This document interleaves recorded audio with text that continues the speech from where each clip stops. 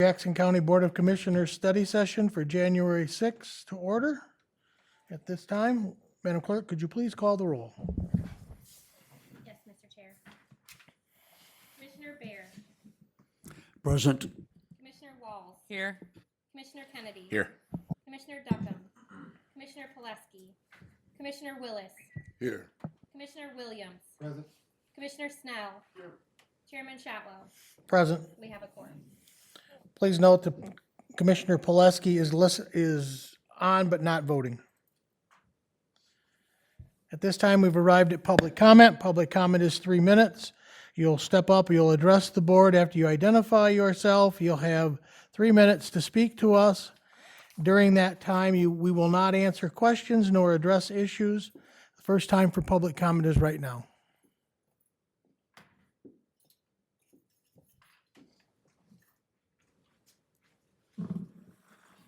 Good evening, John Wilson, 1045 South Durant Street, City of Morning, Jackson. John. Good morning. Just a few questions regarding Grow Jackson's Farm Stop and Food Hub that hopefully can be answered by Mr. Overton, County Commissioners, or even Jacob Incencio. Number one, since this is a county-owned land, will Grow Jackson be under a county lease? And if so, how much monthly or annually will Grow Jackson be responsible in rent lease payments? And how long will the lease be for? 2, last year, the County Parks Department applied for and received a state grant for approximately $650,000 to reconstruct the 2 outbuildings that will be used for this Grow Jackson project. Since the Parks Department initiated this grant and oversees this grant, will the county-owned Armory property be under the auspice of and be managed by the Jackson County Parks Department? Also, does the Parks Department have any plans on applying for any other grant funding for this property or for this Grow Jackson multifaceted project? Grow Jackson is a nonprofit and will have its nonprofit Jackson Farm Stop and Food Hub located on county-owned property.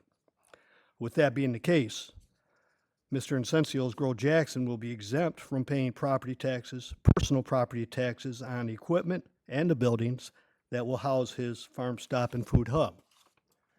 If anyone is here from the Chamber of Commerce or Accelerate Jackson, can they explain if this is fair to all their private sector owned business members that do pay property and personal taxes? As a county resident and taxpayer, I do have an issue with unfair competition created by government, which this is. If anything, Grow Jackson's lease and rent payments should reflect as though Mr. Incencio is paying all the taxes that a local grocer, such as Keys Produce or even Polly's, have to pay. Thank you very much.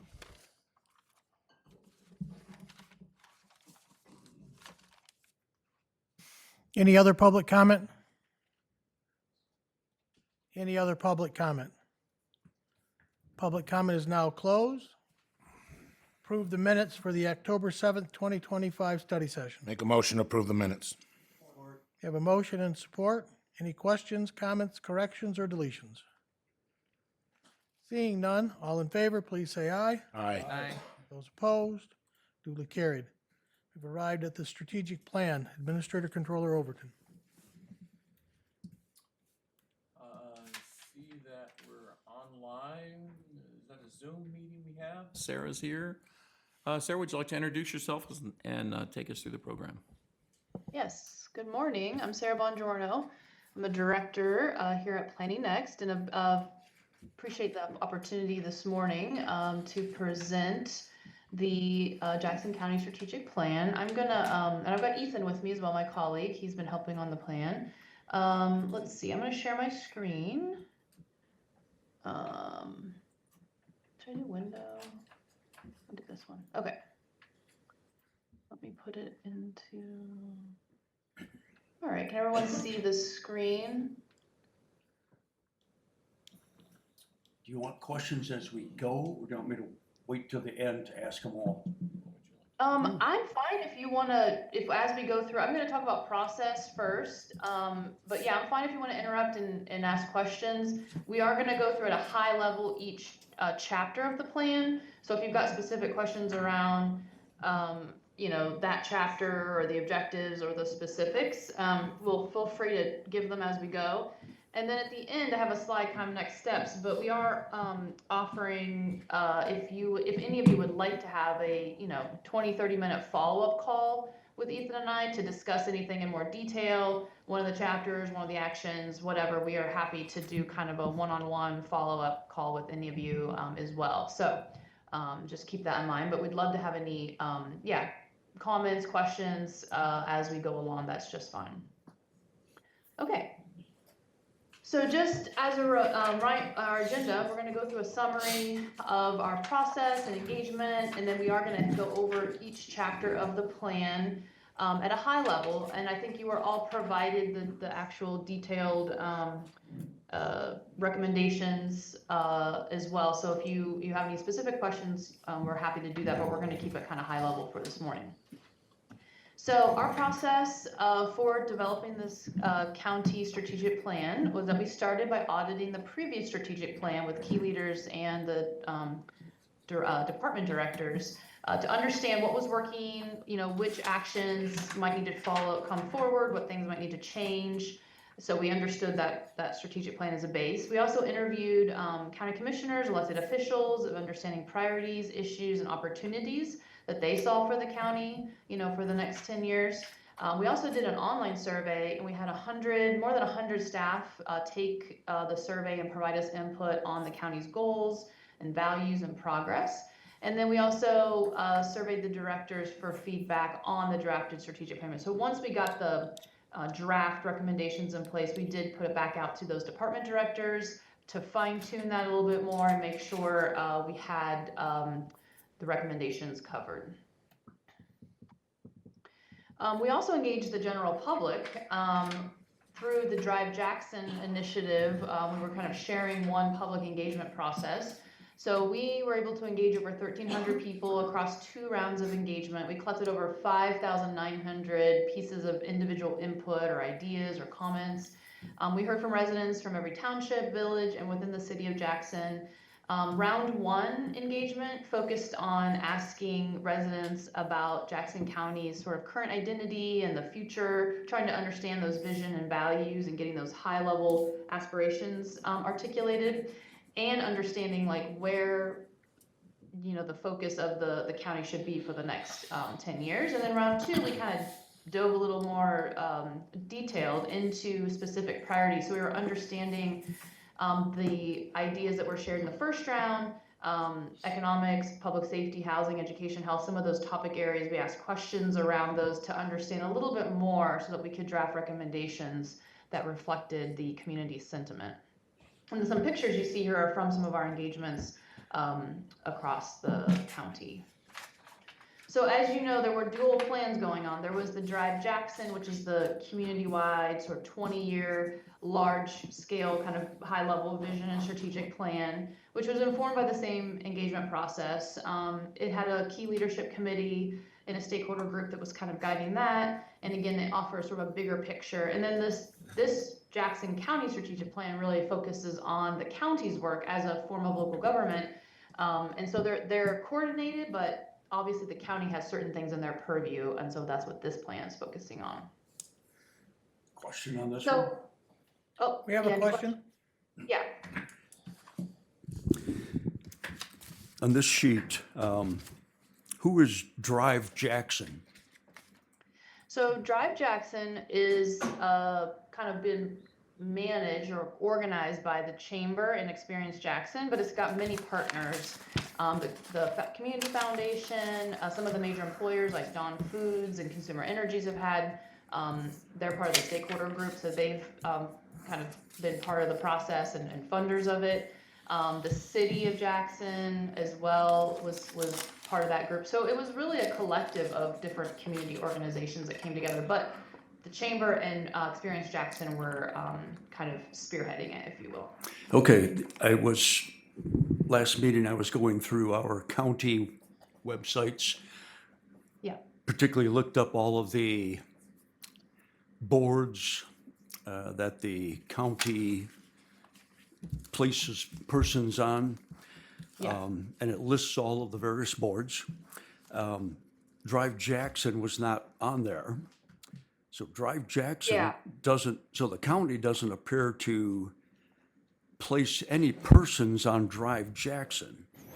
But yet this organization, Drive Jackson, is going to, Commissioner Bear, myself was on the committee representing the Board of Commissioners. Mike Overton represents the county at the chamber meetings. So we've been involved since the get-go with the information on it. okay. Well, would you then Yeah. please add Drive Jackson to the list of boards and commissions that the county places personnel on, so that we can know who those persons are and when they meet?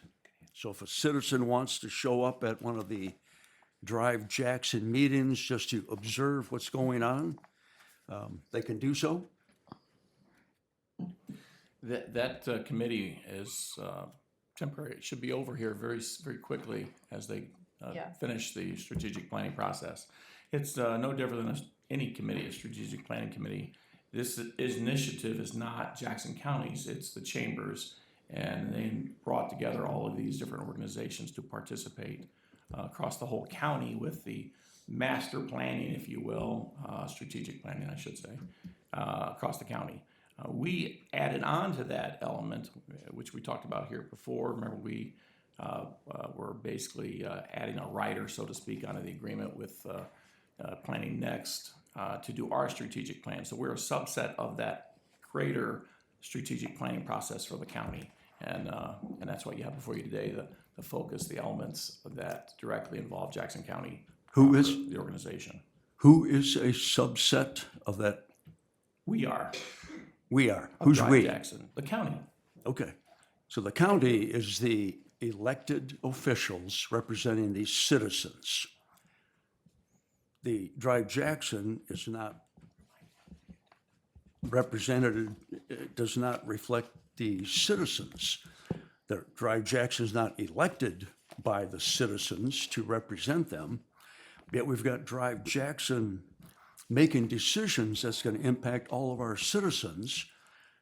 So we've got an unelected, pretty much unknown board that is handing out taxpayer dollars. Well, I wouldn't say they're handing out any taxpayer dollars, but I would tell you that this all came in front of the county commissioners, and I'd have to check the minutes, but I believe you were there and voted for it, so we'll have to go back and look. But this is Voted not the for- first time voted this has for been in what? front of the board. You say I voted for The what? Drive contract- Jackson? The contract Yes, sir. with the chamber to do Drive Jackson, yes. Yeah, and Tony, do you remember back during the summer when you and I attended the chamber meeting and they met with us for 45 minutes inside their boardroom? I was there first, you came second, and we sat there, and that was that meeting. So you and I, as county commissioners, were the only two commissioners to show up and talk to them on that day. I know other commissioners spoke with Drive Jackson at other times and shared their concerns, and other commissioners, like Commissioner Duckham, I know shared his concerns through the Administrator Controller's office. So every county commissioner had an opportunity to speak with Drive Jackson and to represent the county as a whole. So we did have a voice in this, and we did have effectively two voices because they also went out to all the townships and spoke to them, and all the school districts and spoke to them, and then they went and had volunteer attendance meetings also. All right, so I still have my request. On the county website, we have a list of all the boards and commissions. I understand, but this is all over with. Yeah. This is all over with? Well, your committee assignment part of this is coming to a conclusion. And so now you'll be implementing the plan through the Administrator Controller's office. That's what we're talking about today. Yeah, it was an ad hoc group that got brought together to help champion the planning process. So it was just not even a year long, about a 9-month process. Okay, thank you for that explanation. And the only real overlap was the engagement, right? We were using one, it's efficient. It's a lot better use of funds to use one public engagement process to then feed into both plans. So the Jackson County strategic plan is really specific to the operations of the county, and we developed that, separately, but we were using that broader community input process of Drive Jackson because it's a lot more efficient to use one opportunity to engage with folks and then use that input in 2 different ways. Thank you. Okay. No, that's important. I know it can be a little confusing, all the different planning processes going on. Okay.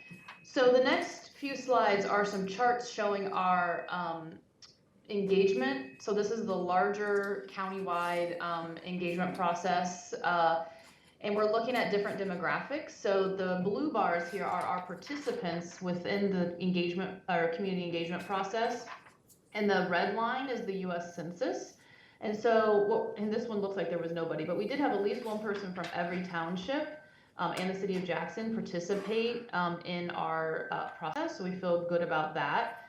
Obviously, city of Jackson, some of the larger townships in the city there, have more representation, but we at least know we had somebody from every township. Age, similarly here, we've got the red line represents the census percentage of each age cohort, makeup of the overall county. And you can see here that we're really close. We really heard from all age cohorts across the county, so we feel good about that. In a lot of communities, we really miss this 25 to 34-year-old, like kind of the young professionals. And here we're only like 1% off, which is we're really close. We're a few percents off in the 65 and older, but generally, like, we feel really good about the age spread that we heard from people from all age cohorts as part of this process. So there are different viewpoints are represented. Same in race and ethnicity. This is the Hispanic group over to the right here. But we hit these marks pretty close here. We got 8% Black African American in the community, and we had 8% participation. So we feel really good about the race and ethnicity participation as well. The one area of demographics where we did have a considerable gap, and we knew this and we were working towards it, but it was still hard to close this gap, was folks with a high school or GED. That represents 34% of the county, and we reached 10% of them. So that is a pretty considerable gap. But we did go back and look at the input that we received from folks in this cohort, and we feel like their ideas and their comments and things are represented in the plan. So we feel good that we heard them. We just wish we had heard from more of them. But this was really the only demographic where we didn't get close or meet that that goal. Question on this one? Yeah, any questions before I go on to the input summary? Go ahead, Tom. Can you tell me what accounts for the sometimes extreme difference between the numbers from the US Census and the numbers for the people you interviewed? Why are they so inconsistent? You mean why this is 34% and we're only at 10%? Like this gap here? Well, if the census for the, look at the bachelor's degree and Yeah. the US Census only accounts for about 40% of what you're counting. Why are we so much higher than what the US Census indicated? Do you have an explanation for that? Well, we had a more educated group come out and engage with us. So in this case, there's 15% of the county has a bachelor's degree, but this blue bar is who participated in our process. So we had 35% of people who participate in the process, like came to a meeting, filled out an online survey, came to one of our pop-up events, we asked for demographic information from folks who participated in any of our events, so we could track kind of the participation. So this just means that the folks that participated with us were a little, they had the bachelor's degree, a master's or doctorate degree, so that's where the gap is there, if I'm understanding your question right. So the red line is the percentage within the county, and the blue line is this blue bar is the people who participated with us. Okay, well, does that mean that the persons with bachelor's degrees counted in the US Census, does that mean they showed up at 2 or 3 different meetings to express their opinion? That you I had don't more think people so. show Yeah. up? Yeah, we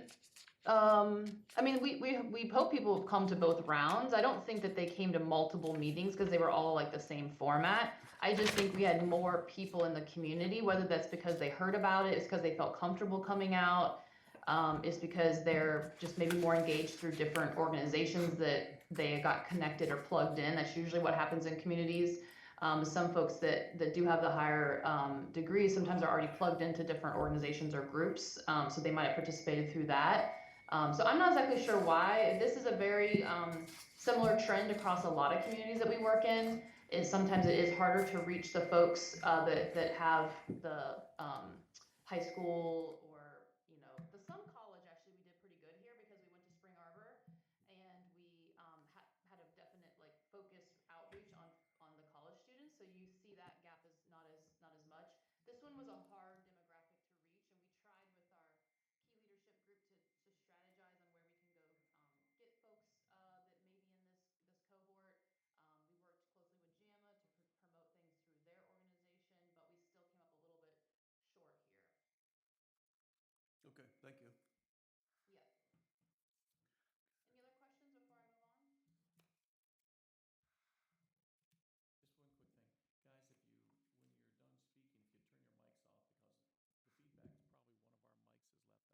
and it'll come back through. Thank you. Okay, so before we get into the recommendations, we have a few bullets here just at a high level of some of the summary of input or ideas and feedback we heard from the residents of the county. And so you can see here some of the sentiment share. We did hear from folks about, they want economic opportunity and public safety were really like the top 2 priorities for improving the community. People appreciate Jackson County's value compared to its sort of neighboring communities, but still experience some barriers to housing. So having access to quality housing and affordable housing was still mentioned. There was some concerns about healthcare access, specifically mental health and addiction treatment. But people love Jackson County's outdoor amenities, want to see, more expansion, more water, hiking, biking trails expanded, parks and lakes enhanced. They really like what's there now and want to just see that continuing to be bolstered. And people really like the public art, like the bright walls, and want some of that expanded into other parts of the county, rather than just it was in the city. So we heard, a lot of different things, and I think you'll see hopefully these things reflected within the plan. We did look at just those residents with the high school degree of equivalent, and they did have a little bit more negative picture of what the county was known for, listing the crime or violence. However, those residents also shared economic development and safety as those key priorities. 96% of county staff said their work was important, and 91% felt pride in their work. So we feel, your staff really cares about what they do and cares about the county, which is great to hear. We also heard from county staff that retention and attraction were critical to improving county operations. And, county staff shared a lot of the same priorities as the community, that, making more progress towards economic development, safety, education were a high priority. And then also, they felt like there was some progress made towards arts, culture, recreation, public health, government efficiency, and work environment. But obviously, still, continuing to evolve in those areas, but felt good about where the county was relative to those. So that's just a high level kind of input summary that helped feed into the recommendations. So we have 6 sort of chapters or goal areas. First one is economic development. focused on a diverse economy and skilled workforce. And then we have a chapter on public safety, which is helping to, prepare residents for emergencies, help with preventing crime, interdepartmental collaboration across different organizations. We have a community health and well-being chapter, focusing on like the totality of well-being. We have arts, culture, and recreation, where we put all that outdoor amenities and other cultural offerings. We have public services, which is really about the county government delivering those essential public services. And then internal operations, that's really more inside the county kind of operations, about being efficient and effective government operated by committed and capable staff. So that's kind of your internal chapter. So these were very similar to the chapters from the previous strategic plan. A couple things got merged and we made sure that it felt right for this round, but there was some continuity there because staff felt like the chapters generally were serving, the county well. Okay, so I'm going to take it through each chapter. So if you have any comments around, any of the specific recommendations or just general comments around this goal area, feel free to jump in after I hit this slide. I'm going to hit it pretty high level here and quickly. So again, the goal is a strong, diverse economy powered by infrastructure investments in a skilled workforce. And there's 4 objectives that then organize more specific recommendations underneath them. So the objectives are around economic promotion, workforce development, infrastructure coordination, and housing. And these are not all the strategies on the bullets. These are just sort of a summary of the types of strategies that are in this chapter. But it's about coordinating with Accelerate Jackson on business retention, expansion, site acquisition things, your kind of meat and potatoes of the economic development, increasing enrollment for in-demand workforce training, apprenticeships, and technical degrees to make sure you got the workforce to deliver on those jobs, coordinate with partners to fund key infrastructure upgrades needed for those economic development opportunities, and then improving data on housing and understanding where the county is relative to housing, and then supporting home repair for older adults and strengthening the land bank to keep those older homes still in good working order for folks within the county. So I'll pause there and see if you've got any questions or comments on the economic development chapter. Commissioner Bear? Thank you. I've read through all of this in detail, and many things in here, I read it and I think we're already doing that. Your bottom bullet point, support home repair for older residents and for older residents. We just got a $400,000 grant, $62,000 to administer it for that very purpose. And we've hired the Community Action Agency to administer that grant. So there are many other things throughout here that I look at it and say, yeah, we're already doing that. Some of this plan of what we should do, I look at it and think, we're already doing that. Yeah. So That's correct, Commissioner Bear, but the objective of a plan is to put in place that either you continue doing those things or that you choose through the priority process that those projects are not relevant or pertinent to Jackson County anymore, so we don't do them anymore. Okay? So what we're doing is we're looking at what we're doing well and want to continue it. We're looking at the things that have finally run their course, and we need to look at different ways to be innovative and help the different organizations in Jackson County to improve themselves to make Jackson a better place to live. That's the idea. I agree. I Yeah, just and don't it's a want this, I don't want this report to be taken as the county's failing in all of these things. We are doing many of them, and yes, we should continue to do them. So, thank you. Yeah, no, I think that's right. And I think it's great that the sentiments we heard out in the public, when we went out for engagement, reflect some of the things you're already doing, which I think means you're already doing a lot of things that people care about. So that's a good thing. Some places we work, there's a mismatch. And so I think you guys are doing a great job of continuing those key initiatives and focuses that the folks out in the community really want to see as well. Okay, any other comments on economic development? Anyone would like to share?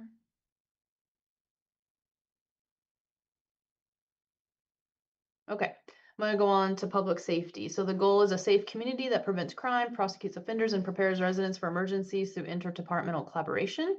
We have 5 objectives under this chapter. One around law enforcement and recruitment, crime prevention and enforcement, improvements to the jail, the collaboration, and then community empowerment.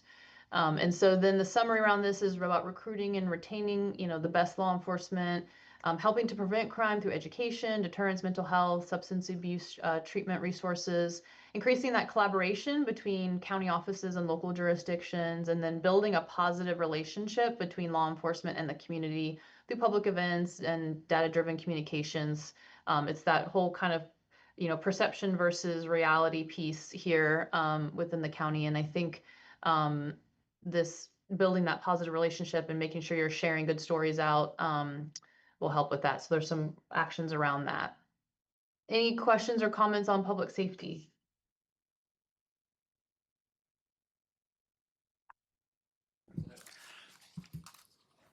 I think our public safety is being handled well at this time. Our sheriff's department and township law enforcements, I believe, are doing a good job with the money they have available. If we want to increase recruitment and retention, that's likely going to cost more money. So I agree with all these, but we can't do them all without more funds to do so.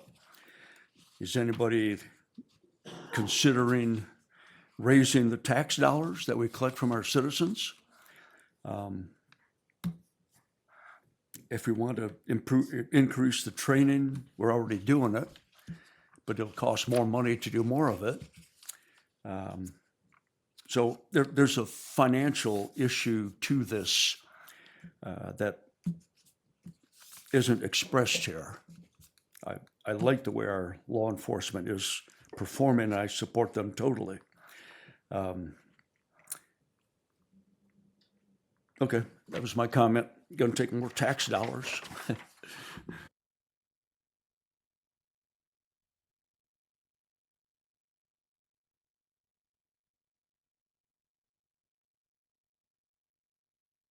All right, any other comments on public safety?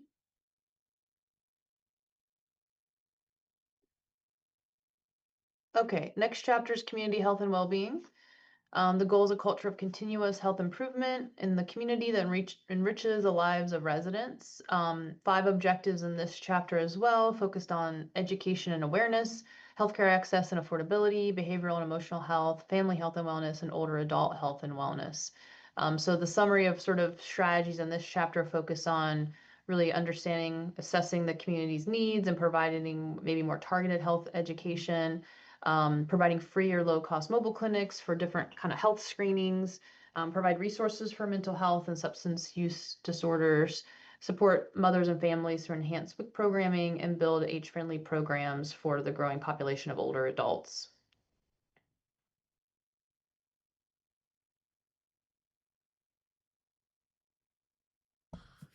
I'm reading bullet point 3, and it says provide resources for mental health and substance use disorders to county employees. Yeah. Does our health insurance not currently do that? No, we have an EAP program. Okay. I'm just curious. I'm assuming our employees gave you that bullet point, or is that Yeah, I where think you heard some stuff. It might be more about, this is a good question. It might be more about promoting the EAP program a little bit more. okay. Maybe folks don't know about it or unsure how to take advantage of it. So maybe it's more about a promotion piece than actually like that you're missing a critical component there. We can look into that and make sure the language is right on that. Okay, thank you. Yeah. Okay, I'll make a note of that.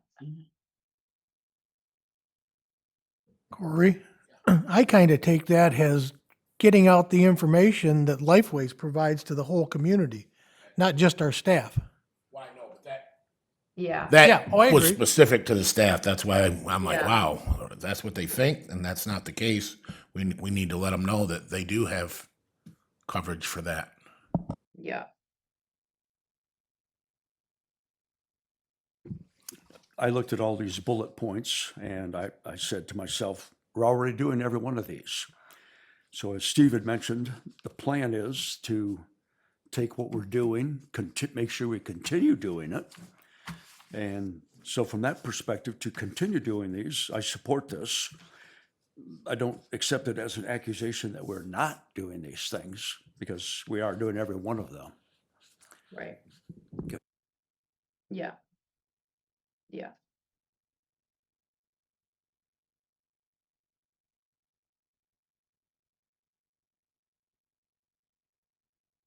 Okay, we'll check the wording on the reference, like the resources for the county employees, the EAP program. We'll check wording on that specific recommendation. Any other comments on this chapter?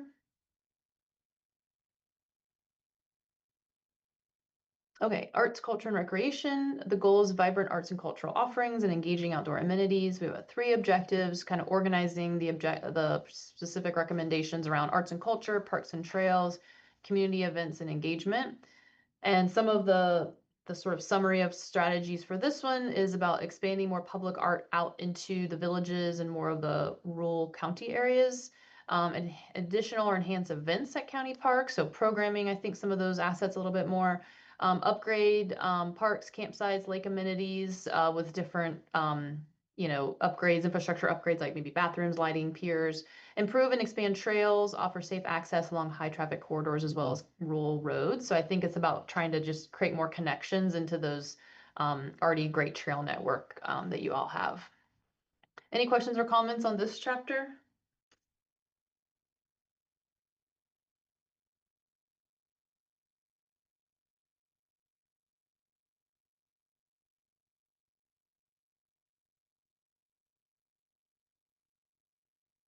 Apparently not. Okay, great. And then the public services chapter, the goal is a county government that delivers essential public services with responsiveness and integrity. Objectives, 2 objectives, focus in on data and technology, and then infrastructure and transportation. The summary here is about looking to maybe deploy new technologies in service delivery and provide better county data to the public. And then continue to make infrastructure improvements, around, safety improvements along key corridors and leveraging the airport as a county asset. Any questions or comments?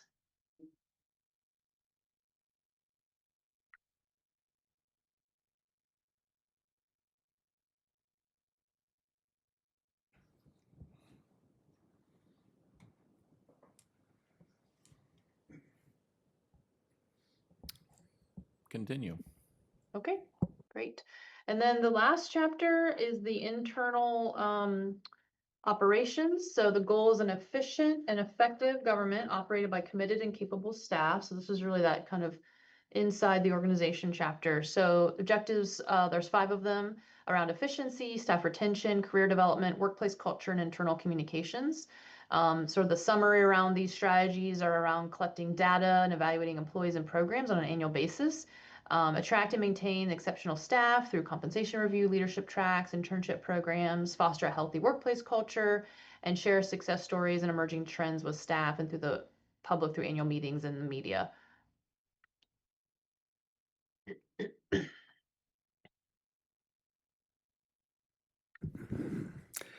Well, in this one, I guess what explains it the best is your second bullet point here, attract and maintain excellent staff. Yeah. We don't have the money to offer our staff that the state of Michigan can offer them, Yeah. or consumers can offer them. When our employees have left county, gone to the state with a 50% pay increase, the county doesn't have the money to match the pay grades for the state consumers. So our HR does a good job of recruiting exceptional people. But if our exceptional people want to have pay that matches what consumers can offer them, that's going to take a tax hike. And who wants to support that? We just get outbid by these other agencies, and I don't think there's anything we can do about it.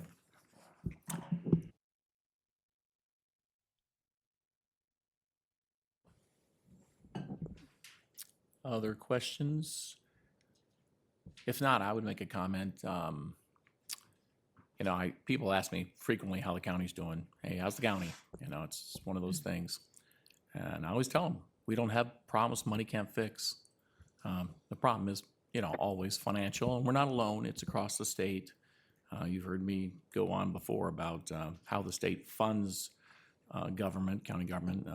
I personally think it's broken. But regardless, we do well with what we have.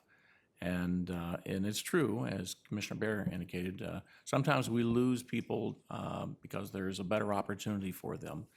And we wish them well, in all honesty. We don't want to try to hold people back. If they can do better for themselves and their families, we would encourage that, of course.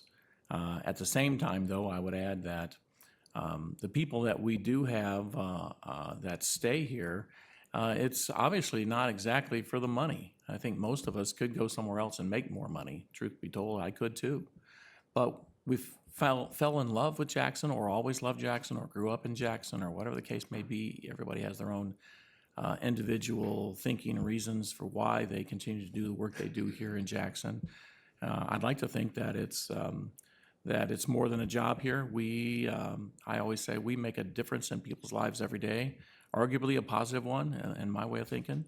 And I think on the whole, Jackson County organization, we do a very good job, which to me is not only evident in some of the comments through the strategic planning process, but we survey our residents every other year, and that's reflected in there as well. So, but please continue.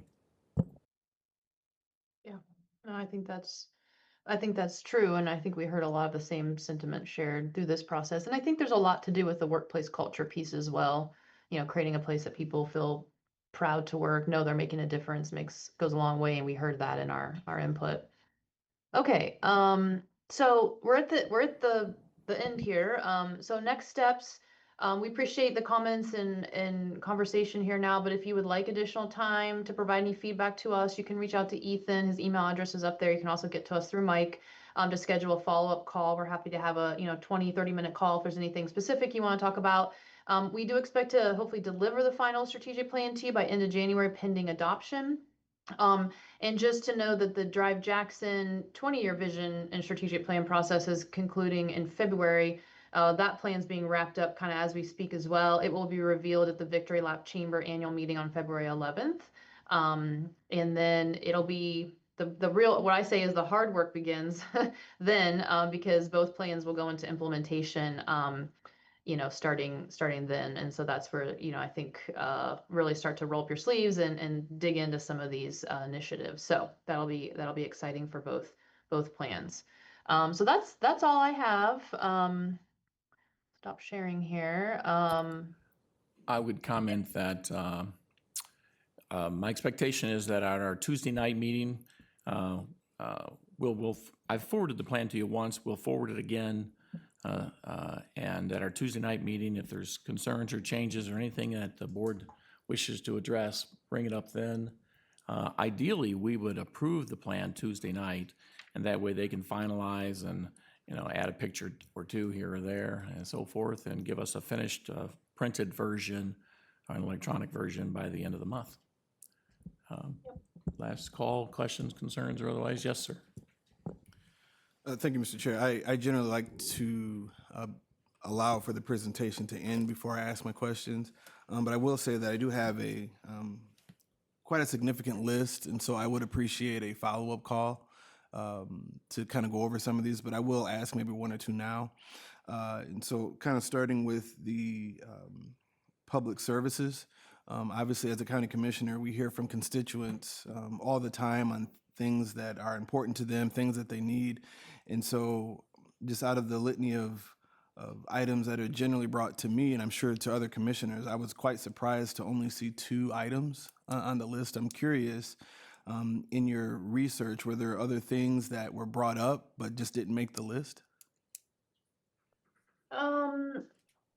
I mean, we can go back and double check. You're talking about from public input, like people, things, ideas that people shared that maybe Mhm. didn't make it into the list. Yeah, we can go back and double check. I mean, a lot of what we were sort of not screening for exactly, but what we were looking for was things that were in county purview already. You know, things that the county's overseeing or doing. There are some other things that might appear in the Drive Jackson plan that are really not government, you know, specific, maybe in the purview for government to do, but are still important in the community. So they are in this like larger overarching plan that is going to be implemented by a number of different organizations and groups. So there might be some stuff that you're thinking of that might end up being addressed in that plan, but we can go back and double check and look through the input just to make sure we're not missing anything.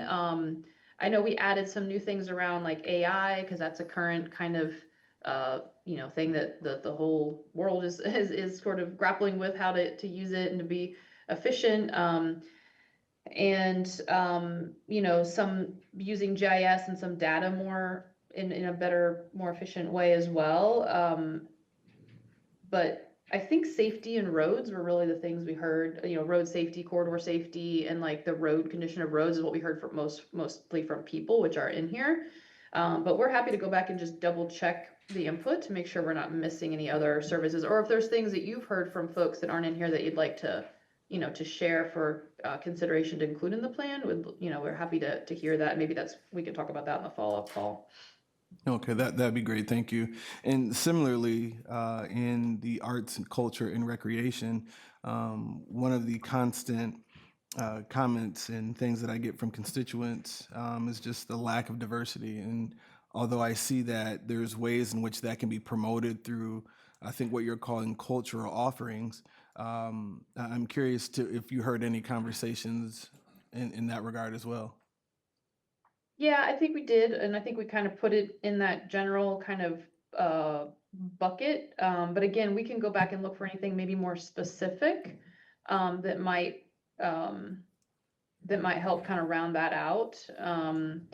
I think we heard just about mainly that people, you know, people like what's happening in the county now. They like the bright walls. They like some of the stuff that the city's done, and really just want that kind of, you know, pulled out into the community. But I think we did hear that folks want to make sure that you know, that there's like a the culture that the people that live in the county are represented and celebrated. I got you. But Thank we you. can look back at that as well. I'd appreciate that. And finally, again, I do have some other questions, and so I will appreciate a follow-up call so we can set up a time to do that. But Okay. my final question for you today is what determining factors are you using to create the list? Like, how are you coming up with, based on all of the data? And if this is, Yeah.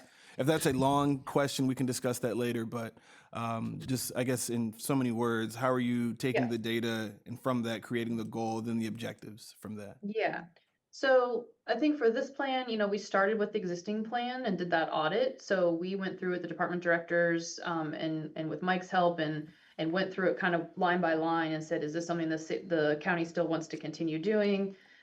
So there was that kind of just stuff pulled forward, right? So that was one input. And then we did go out to the community and the public input. We looked for themes. We looked for, it wasn't just a popularity vote, though. It wasn't just the most things mentioned got in the plan, but we did look for those themes of multiple times people mentioning a particular issue or particular opportunity. But we also just scanned for good ideas. If there's just a good idea in there that maybe one off that we think's helpful. We also looked at the data. So we did an existing conditions report that looks at the demographics, what's happening in the community relative, a number of different like census inputs and economic inputs. And so we looked at that as well. And that all of that sort of went into the hopper, I guess, and then gets sorted into these recommendations. So, you know, that's when we can talk more about that. But I think, and we're happy to share the database as well, the raw input database. We have that all organized. And as part of the Drive Jackson initiative, the key leadership group, that kind of steering committee that was brought together, they actually looked through the input and helped make sense of it and helped us understand what people are saying and kind of craft into the recommendations. So we're happy to share that raw database if you want to look through it, and if there's anything that might jump out to you that maybe we didn't pick up on because you're in the community, you're talking to people, you're hearing from folks. But we really try to to be broad and look at it from not only just like what are the most people talking about, but also where are those good ideas and where are those maybe one-off things that folks might have shared that we think would be good. Does that help a little bit? Yeah, I think seeing the database might help to answer a lot of the questions that I have. Okay. And Yeah. so if I can continue in Yeah. that same thought, and so if I'm hearing you correctly, or if I'm understanding correctly, excuse me, so there isn't really a matrix or a formula that you're using, but you're more so Yeah. hearing this is kind of the general voice, Yes. or the majority comments are coming from point A, and so from that you say Yeah. this then becomes the goal, and then this then becomes the objective from there. So it's not Yeah, a exactly. formula, It's not you're a saying. it's not a formula. No, it doesn't go into some sort of like AI based thing that we don't look. We like Ethan has Okay. read every single comment, and we have looked at the database and looked for those themes. So it's a little more yeah. It's like we're looking for those points where people are kind of coming together and saying, yeah, we hear this, you know, a bunch of times. We got to make sure that's addressed. We're like looking for good ideas, but there isn't a formula. There's not a matrix. There's not a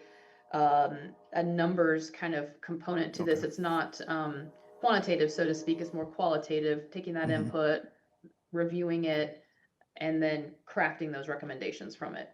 Okay, thank you. So, yeah, I look forward to discussing further with you, and then looking at the data, the Okay. databases, and we'll kind of go from there.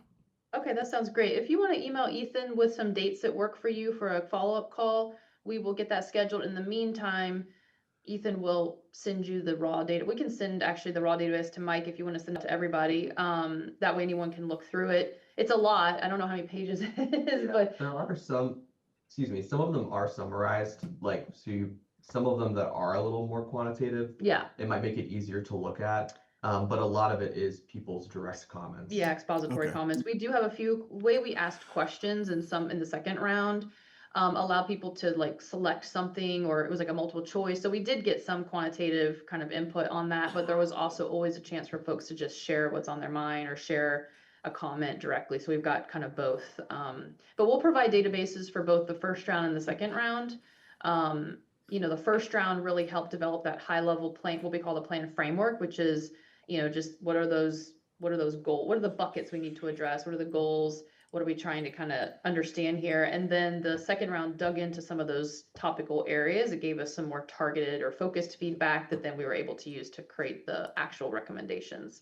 And Okay. again, in this plan, in the county's plan, you know, there you guys like was shared today, you are all already doing a lot of good work relative to these different topic areas. So a lot of it was continuing pulling forward, maybe cleaning up the language a little bit, maybe making it a little more specific, but really focusing on those key initiatives you're already doing. So a lot of that pulled forward. But we added some new stuff as well, obviously from the input and the data that we were seeing. Thank you. Okay. So I Yeah, will say great. too, and I'm done with this. I think to your last point, a lot of what has been presented are things that we are doing, and things that I, as a county commissioner, take pride in the fact that we're doing. And so I'm wondering if one of our goals or things that we need to look at on this side of things is just marketing and advertisement, so that both the community and employees are aware of a lot of Yeah. what we're doing. I think that that's an opportunity. And granted, sometimes marketing, advertisement, a lot of that costs or can bring about a significant cost when we look at hiring people to do those types of things. But I'm wondering if this is a sign that this is a direction that we need to move into. So it's some things for us to think about, I think. So nothing Yeah. further. Thank you for your presentation and all the work that you've done to do this. I know this is not an easy task, but it's clear that this is something that you like to do and have a great passion for putting all this work together. So thank you for that. And thank you, Mr. Chair. I have nothing further. Thank you. Thank you, Mr. Chair. Quick question for you. When you present the finalized strategic plan, in that plan, will there be recommendations for key performance indicators or measurables to reach towards? So if there are some things we are already doing, we can have those things marked off, as well as other indicators as to how we're moving, the direction we're moving into meeting the goals, objectives, and the summaries that are included in that plan. Yeah, so there were some success measures in the first plan. And so I think what we need to do is look back and we can pull some of those over, create some that go with each chapter. We weren't envisioning a KPI for each recommendation, but for each goal area, we can definitely put in some of those success measures or those sort of metrics that you can track to make sure you're making progress towards your overall goal, if that makes sense.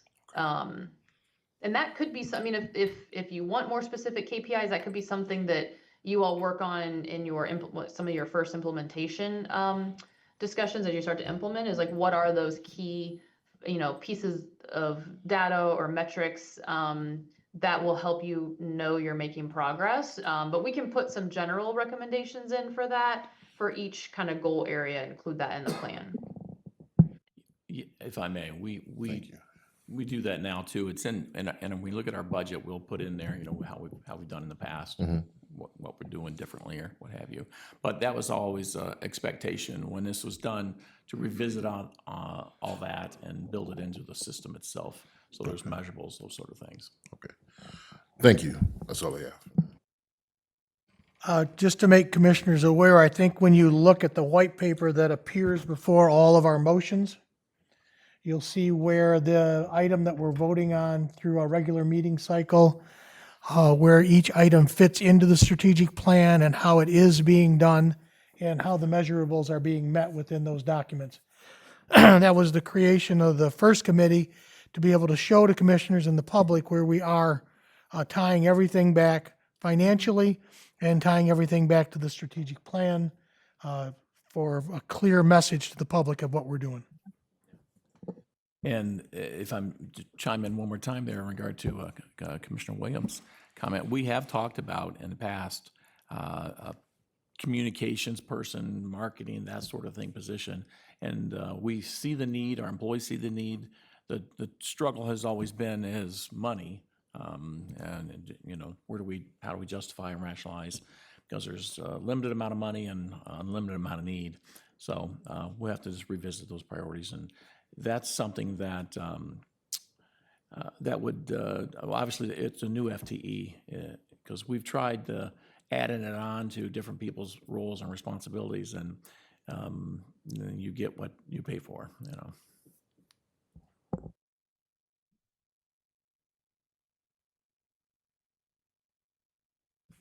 With that said, thank you.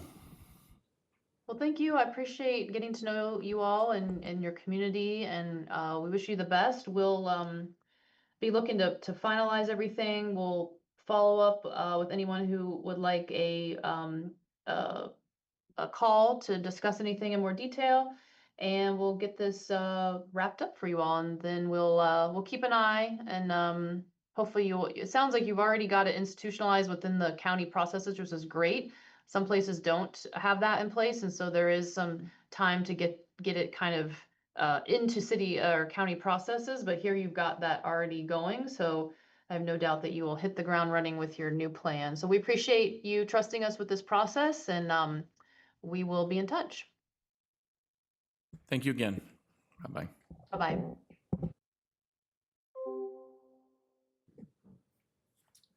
And our next item is Verigy. We have both Dick and Chris with us here. You'd come to the podium, please.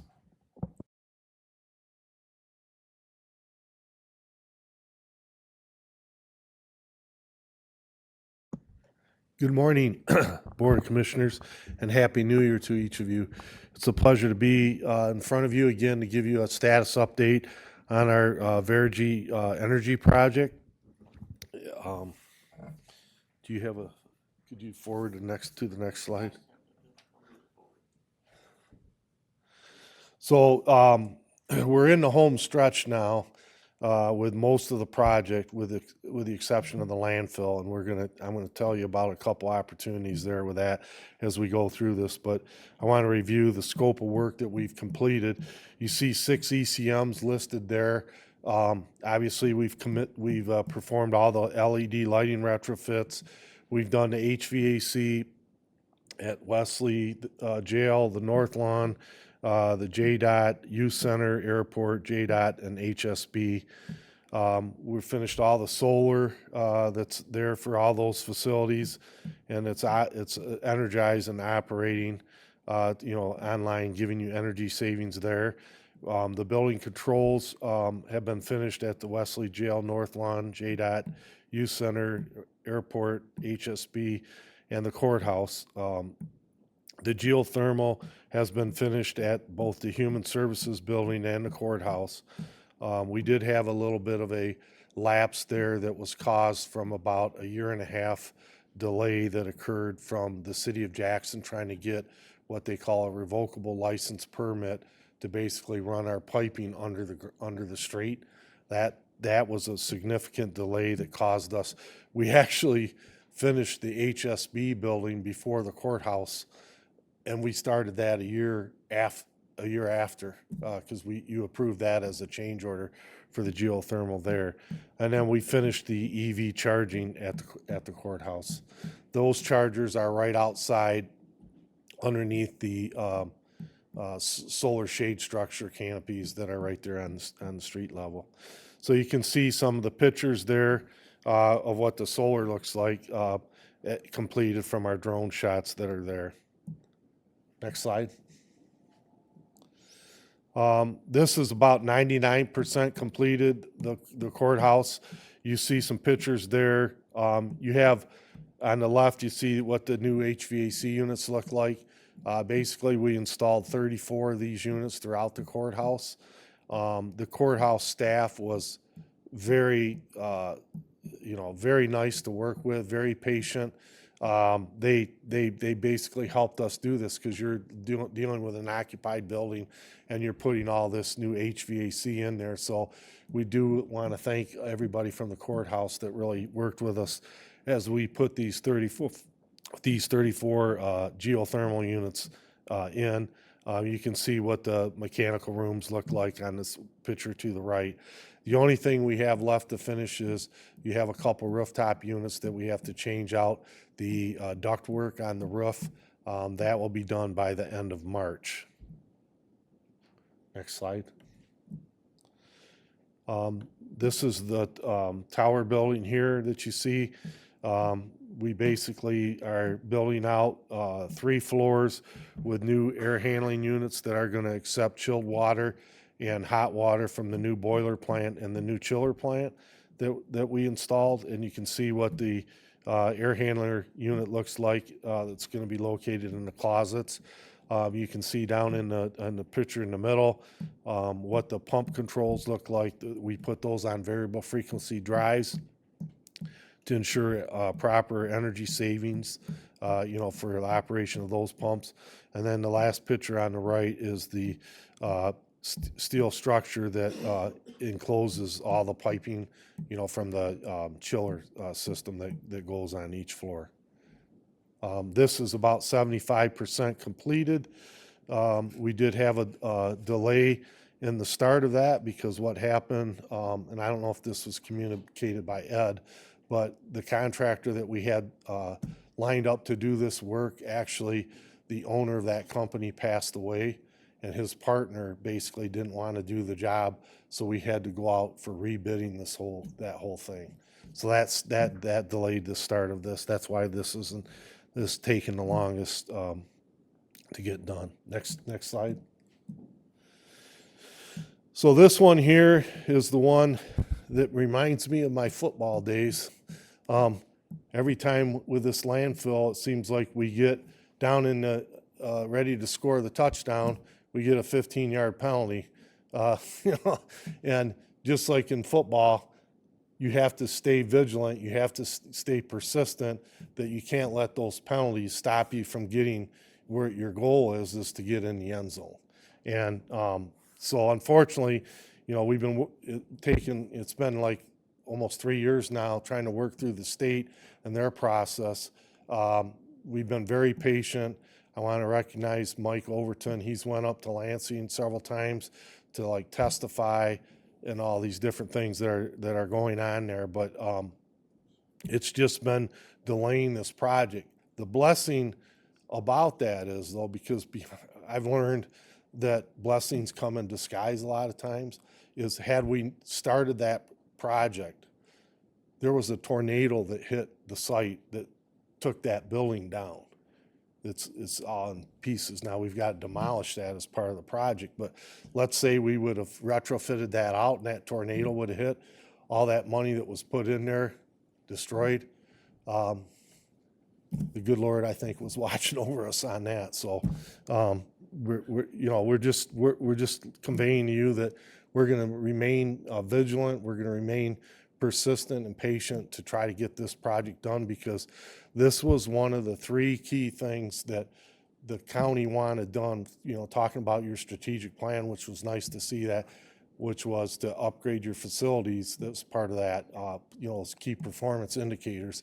This was one because of, that hauling of the leachate that goes to Detroit.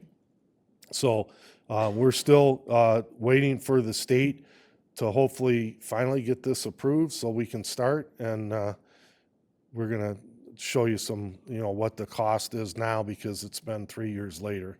Next slide. So as far as the status, just listing all the energy conservation measures that are there and where they are in the completion in the first bullet there. But I want to zero in on the lower, as far as what really needs to be done besides the landfill is the courthouse HVAC. I told you the ductwork, that'll be done by the end of March. The tower HVAC installations will be done by the end of April, and the controls as well at the end of April, so that will be done. And then once the state gives the transfer of the land deed over to you, it'll take 9 months to get the solar done. We've got all the solar panels and inverters. We've been waiting, patiently to have that installed. And then it's going to take about 18 months to get all the equipment in the new building built, because one of the things we have to do now that we didn't anticipate, we were going to take the existing building and you put the equipment inside and retrofit the inside of that building, but now we have to actually replace that building.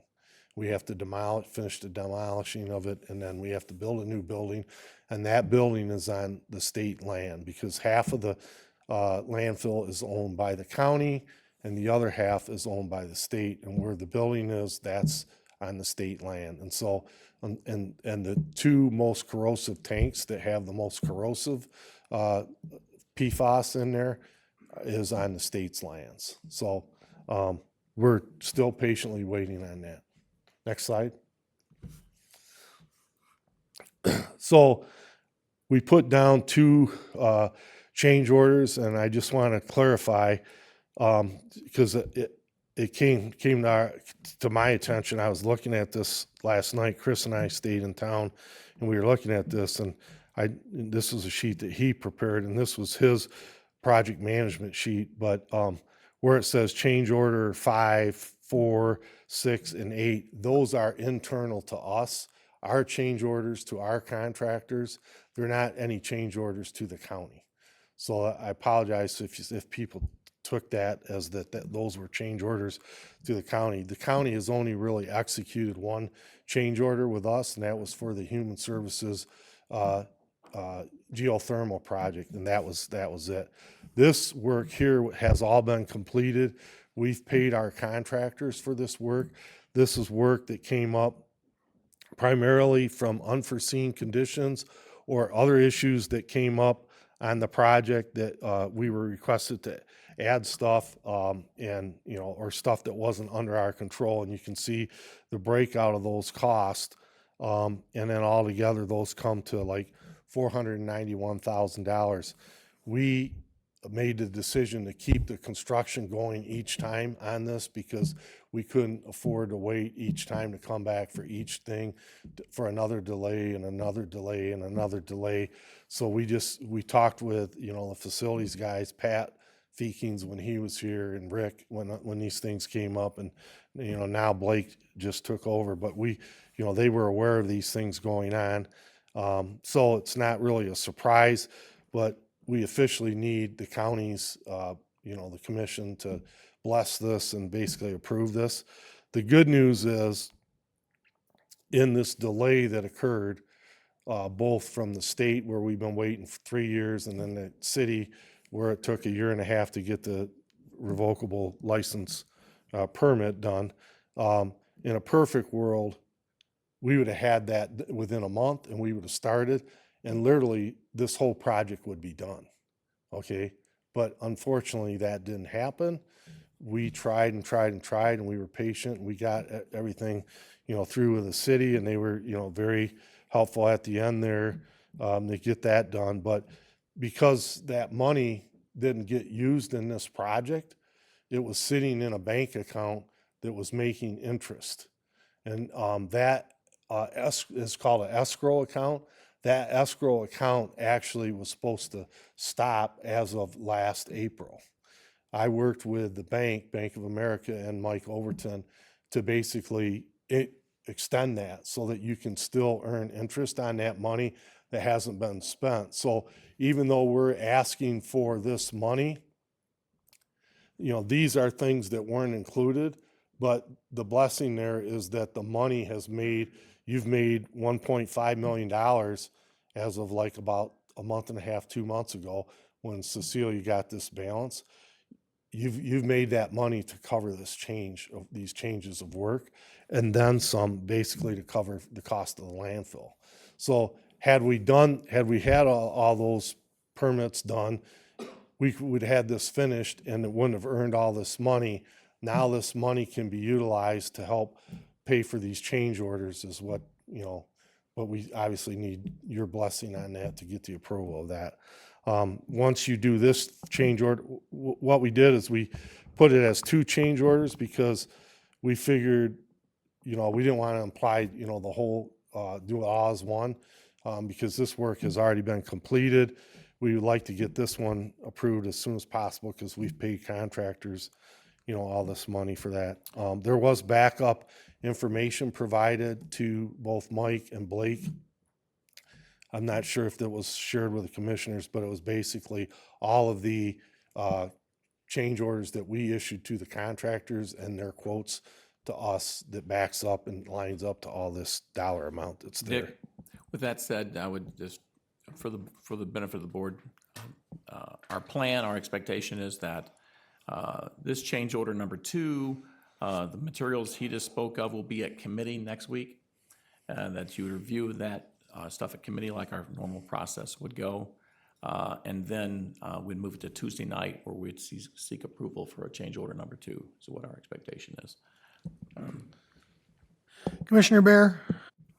Thank you, Chairman. This escrow account, who owns that? Jackson County.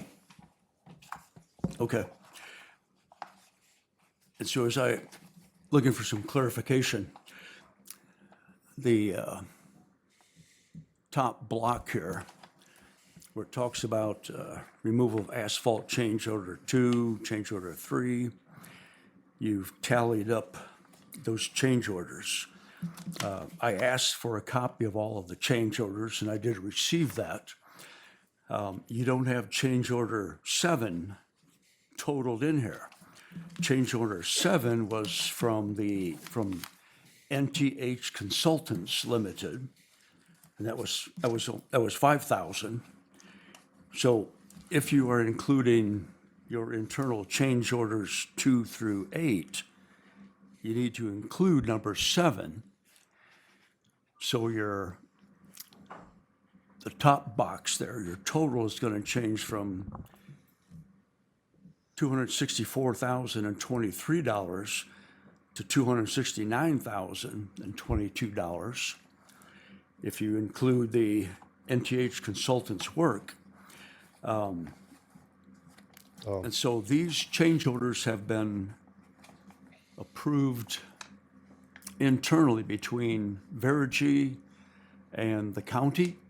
Now, basically, we made a decision to do that. We never really actually sought the formal approval from anybody, because we had to get this done. We couldn't let these things hold us up from getting this project done. But the county knew, for instance, like the first one, that we weren't responsible for the parking lot.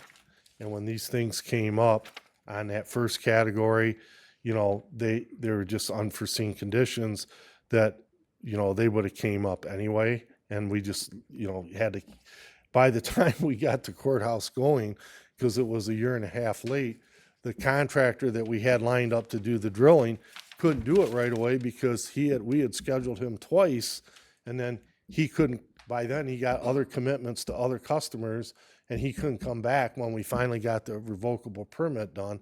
So then he came back like about 6 or 7 months after we got that because he had to meet his other contractual obligations. So unfortunately, that delayed that, but that's actually what happened there. And as far as NTH, that change order 7, that was, NTH was the $5,000 for this building, because when we were trying to put our drainage system in for the boiler and when we started excavating, we found all that water, which that was a blessing because that was an unforeseen condition, which obviously if we were able to mitigate that and do all the work associated with like filling that void and getting, and the city wanted you to get a private engineer to ensure that the building was structurally safe. That was the NTH cost for that. So are you going to ask for compensation for that? Yeah, it's right there at $5,000. It's right where, because I don't see it. If I may, at this point, what we're looking at here is the high overview. I wanted the board to see that it's coming, and then we're gonna get in the weeds, because Tony, you have information that the rest of the commissioners do not have at your request.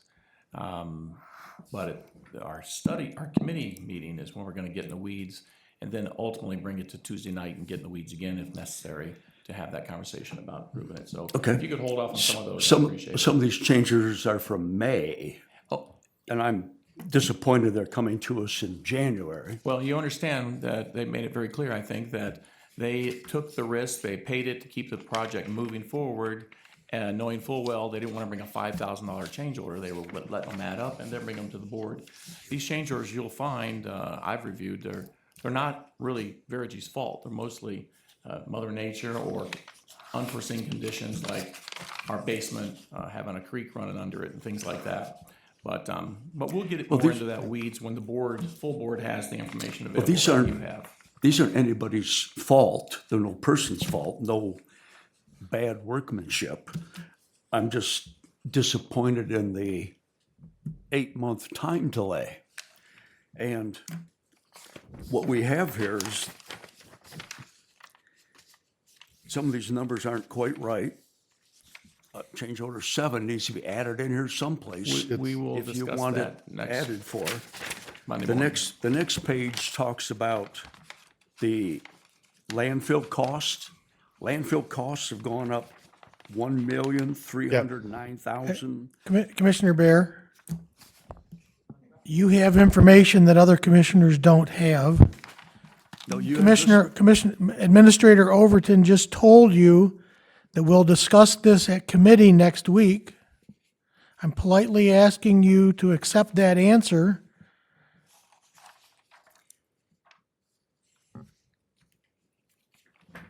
Or do you want to continue on, sir? Well, If I could just say that this sheet here represents a summary of what you have, and that $5,000 NTH thing, if you look on this sheet that's showing on the screen right now, that's actually for the tower, not for the courthouse. So that is covered right there at where it says, if you look on the screen right now, it shows. I don't care what building it's for. If you're going to ask for compensation for it, it needs to be shown. It The is. one single piece of information I have that the rest of you don't is I have the breakdown of This is a high level. NTH consultants. Yeah, Tony, as I said earlier, you have information the rest of the board doesn't have. A tiny bit. They're gonna have it, because we're gonna bring this up. Because today is a high-level overview. We were not looking to get into the weeds of every one of those. We have the information, and we will get into the weeds of it. Okay. But it's So now what not we're- really the time. So what we're looking at, when you add everything together, we're looking at an upcoming change order for $807,000. No, you're getting ahead of us again. Right now, No, I change think order you're gonna number- ask for that. Change order number 2 is, if all total, $491,396 is number 2. We haven't got to number 3 yet, and we'll talk about that in a minute too. Well, And- you and will that- you will get to number 3. And so Yes. the total of change order 2, which is gonna be sent to us soon, add into it what will be change order 3, is gonna be a project cost increase of over 1.8 million. If we do number 3, but we'll have that conversation shortly. Yeah, okay, so, You don't have any if you choice look but at, to do number 3. if you look at this sheet that's there, again, remember that I said that in a perfect world, had these permits been done, you wouldn't have this escrow money earnings because the project would be all done, okay? Because we couldn't get the approval from the state and the city, that money sat in that account and made money to offset the not only this unforeseen work here in change order 2, but the cost of building, the plant out at there. So it's really not costing the county any more money. You can bring that Monday to show so we can It's not cost. verify the numbers, so that we can see that. Yes. Thank you so much. Well, the statement that this project isn't costing the county any more money, I don't agree with that. Because if these changes hadn't occurred, then all of the interest earned off the escrow account, the county would have kept. No, we wouldn't have gained it. Put back because in it our would have been funds. spent. But now we are gonna have to spend it.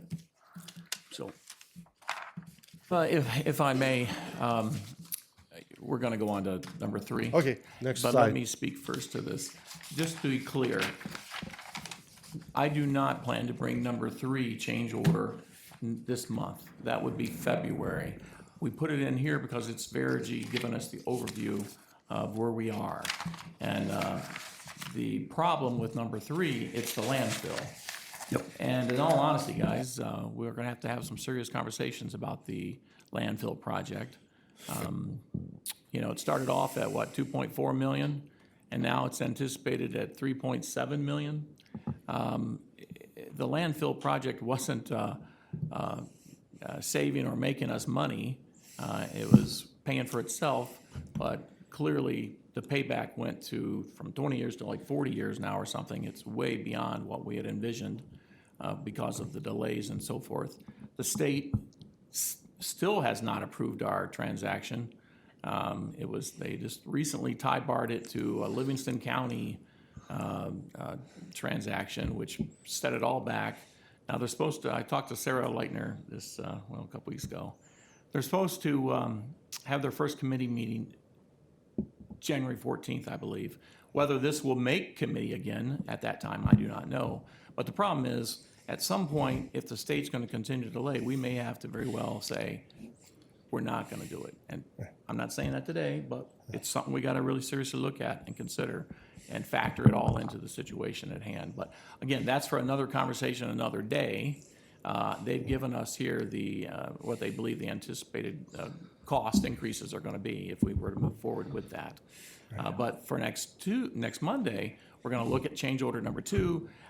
I don't expect to see change order 3 until perhaps February, or when a state, regardless of whether we do the project or not, I still want the state to finish the transaction we've initiated and take ownership of the landfill. We're fully responsible for everything that happens at the landfill, but we don't have the authority to even go on the property without their permission, which is kind of crazy, but it is what it is.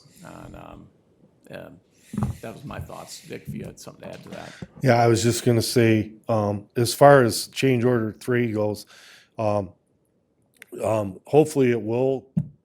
the timeline will occur the way that we think it's gonna be, which is that they'll have it voted out and everything approved in February, so that we can then bring this back then to you in February to basically consider, what the options there would be to do this as the project stands at what's showing you here.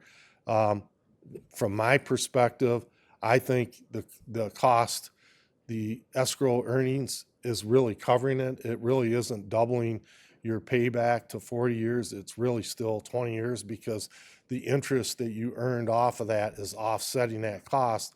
Had we gotten that approval, we'd already had that building built, you'd be online, and those dollars would have never come into play here because you never would have earned that interest in that account. So, but that said, my job, the way I've done my job for 46 years, is my job is to represent you to Verigy, not me representing Verigy to you.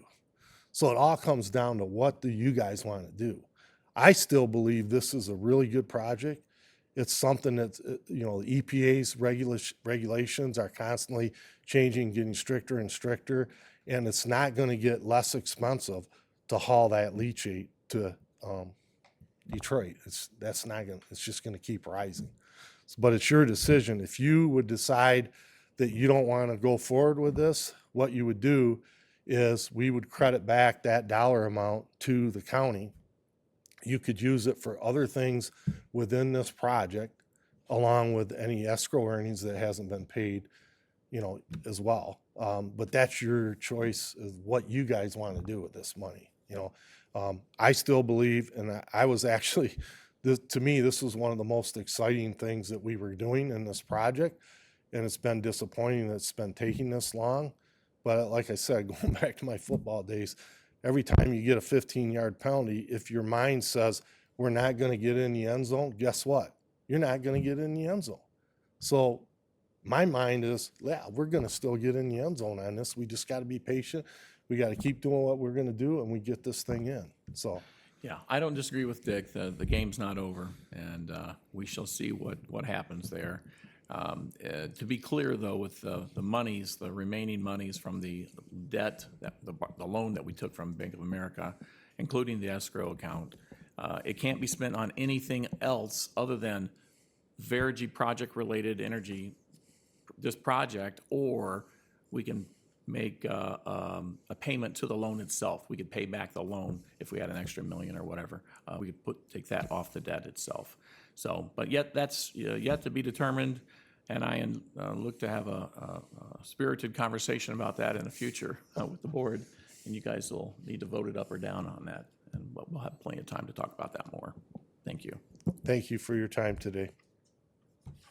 Any other last questions before we? Yes, go ahead. In regards to the landfill, unfortunately, we live in highly politicized times now, and I'm not so sure what's going on isn't political. I'm going to ask my two Democrat colleagues on this board to please reach out to Senator Sue Shink and ask specifically why she's tie-barred Livingston County to Jackson when this could happen. You guys are going to have better access to talking to her than a Republican would. And this shouldn't be political. This is silly that the land hasn't been deeded over to Jackson. We're taking leachate across interstate highways where a truck could turn over, it could spill everywhere, and we could solve this overnight. So if you could just reach out to her and get her specific rationale as to why she's doing this, I would greatly appreciate it. And I think the whole board would. Commissioner Williams. Thank you, Mr. Chair. So I do agree that this shouldn't be a political issue, and I will make efforts to reach out to her office. Thank you very much, Commissioner Williams. Just a question for Commissioner Kennedy. Just to be clear, can you explain her role in that for me a little more? I can only explain what I've heard from Representative Leitner and that, well, actually, I think the county administrator could explain it best. In order for the state to give us the property, transfer the property, it has to be approved by, the houses and then the governor. Okay. And we've gone through all that process. It come out of committee and the legislature came out of Senate committee, but went to the floor and Sue Shink stood up and pulled it aside and tie-barred it to Livingston at the last second. And we're dead in water again. Now it goes back to committee. It's got to be reviewed all through that process again. And we don't understand why. I've sent her a letter asking her, why'd you do that? I haven't had a response. So I couldn't say as to why, but currently it's Tybar to Livingston's transaction, so they have to come back and be approved at the state, signed by the governor before they can actually transfer the property to us. And we can't go on their property and start breaking ground and doing things when we don't own it, you know. Thank you, Mr. Commissioner Kennedy and County Administrator. Thank you for your help on that, Commissioner Williams and Commissioner Willis. If there's nothing else, I'd like to move on. Oh, Tony? I'd like to thank Verigy for what they do. The disappointment that I've expressed today is not disappointment with you or Thank you. Verigy. Thank you for your input and comments, Commissioner Bear.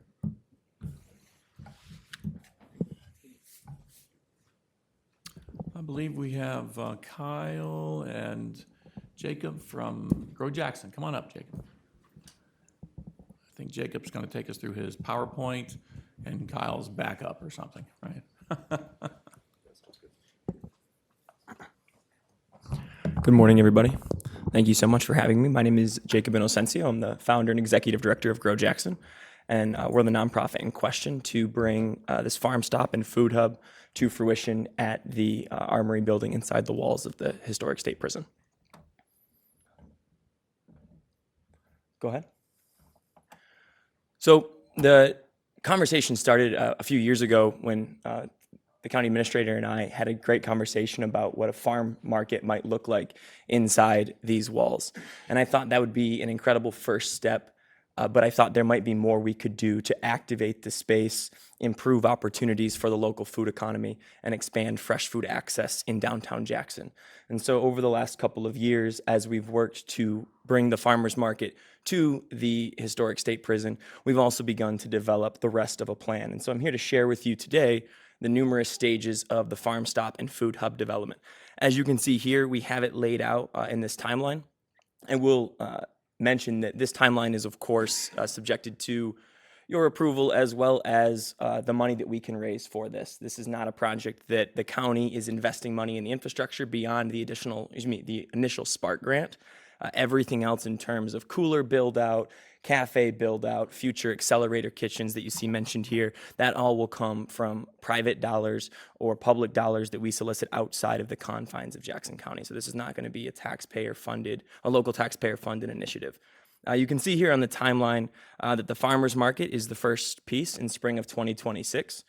So in November, Grow Jackson took over the fiduciary responsibilities for the Grand River Farmers Market. Currently, the Grand River Farmers Market is housed in the Grand River Brewery parking lot at Bell's Cool Tower. As many of you may be familiar, that location has historic significance for the market for Jackson County, and we may still have the market be there one day a week, as well as at the farm stop and food hub at the prison property one day a week. But right now, we're still working through those logistics. What we know for sure is at least one day a week, the farmers market will take place inside the walls of the prison. There's a couple of really strong advantages for this happening. And I'll talk a little bit about some of the potential disadvantages that may be coming to mind as well. The advantages are that there is far more parking available. There's far more space, so we can offer more vendors the opportunity to come participate. When we have the farm stop infrastructure operational, as I'll explain in a minute, there will be more internal infrastructure that makes going to farmers market a lower opportunity cost for farmers. It makes the process for farmers more financially viable, and it creates an opportunity for more farmers to participate. So the movement of the farmers market is going to be a great strategic opportunity for the expansion of the farmers market experience in Jackson. I didn't say this at the beginning, but please feel free to stop me at any time. The farm stop is phase 2, and the farm stop operates as a consignment grocery store. That consignment piece is really, really important because this is not just Grow Jackson. Yes, sir. Did you want to advance the slides as you go? Oh, yeah, that's a great idea. Thank you. So this is the overview. We can come back to this. Yeah, absolutely. Go ahead. Sorry. Thank you. So the farmers market, many people are already familiar with the farmers market and how it operates. Farmers show up, they set up a booth, they sell their products. This is a great opportunity for community engagement, community collaboration, connection to the people actually producing food locally. Many of the downsides are that when farmers go to farmers market, they have a high opportunity cost to do so. They are either investing their own time or the time of a staff member or a family member to go sit at market and sell those products instead of being at home or on the farm farming. Now, this can be a payoff, but if you have bad weather or you're subjected to the seasonal whims of farmers markets, you may get up early. When I worked on a farm in Chelsea in college, we'd get up early, we'd get to the farm at 5 a.m. 5 a.m. Saturday morning, we're loading the truck, it's going to market. Now that's great, but that farmer has a sunk cost to get that food and those products to market. And then if it's raining, if there's a problem outside, if there's low opportunity for people to attend the market, they've not made money. They've lost money to go to market that day. We are hoping to reduce the chances of that happening with the addition of the farm stop, as I'll explain in a second. But we think that the movement of the farmers market creates numerous concepts in the space and allows for farmers to have better opportunities. These farmer opportunities will exist because of the farm stop. So a farm stop is a consignment grocery store. The way it works is farmers and food producers will drop their products off on a regular schedule in accordance with our staff. They will pick their price, and we will sell the products for them at their decided price, and they will receive 70% of that sticker price every 2 weeks. What this does is this dramatically expands the market penetration opportunities for dozens of local farms and small businesses. This is not Grow Jackson going out buying products from a wholesaler, from a Cisco or a Gordon's or something like that. What we are doing is we are simply coalescing these local products, creating a viable and reliable and consistent market space for Sefronic Farms and hundreds of other farms. Excuse me, I shouldn't say hundreds yet. We're getting there. That's probably year 5. We'll get to hundreds.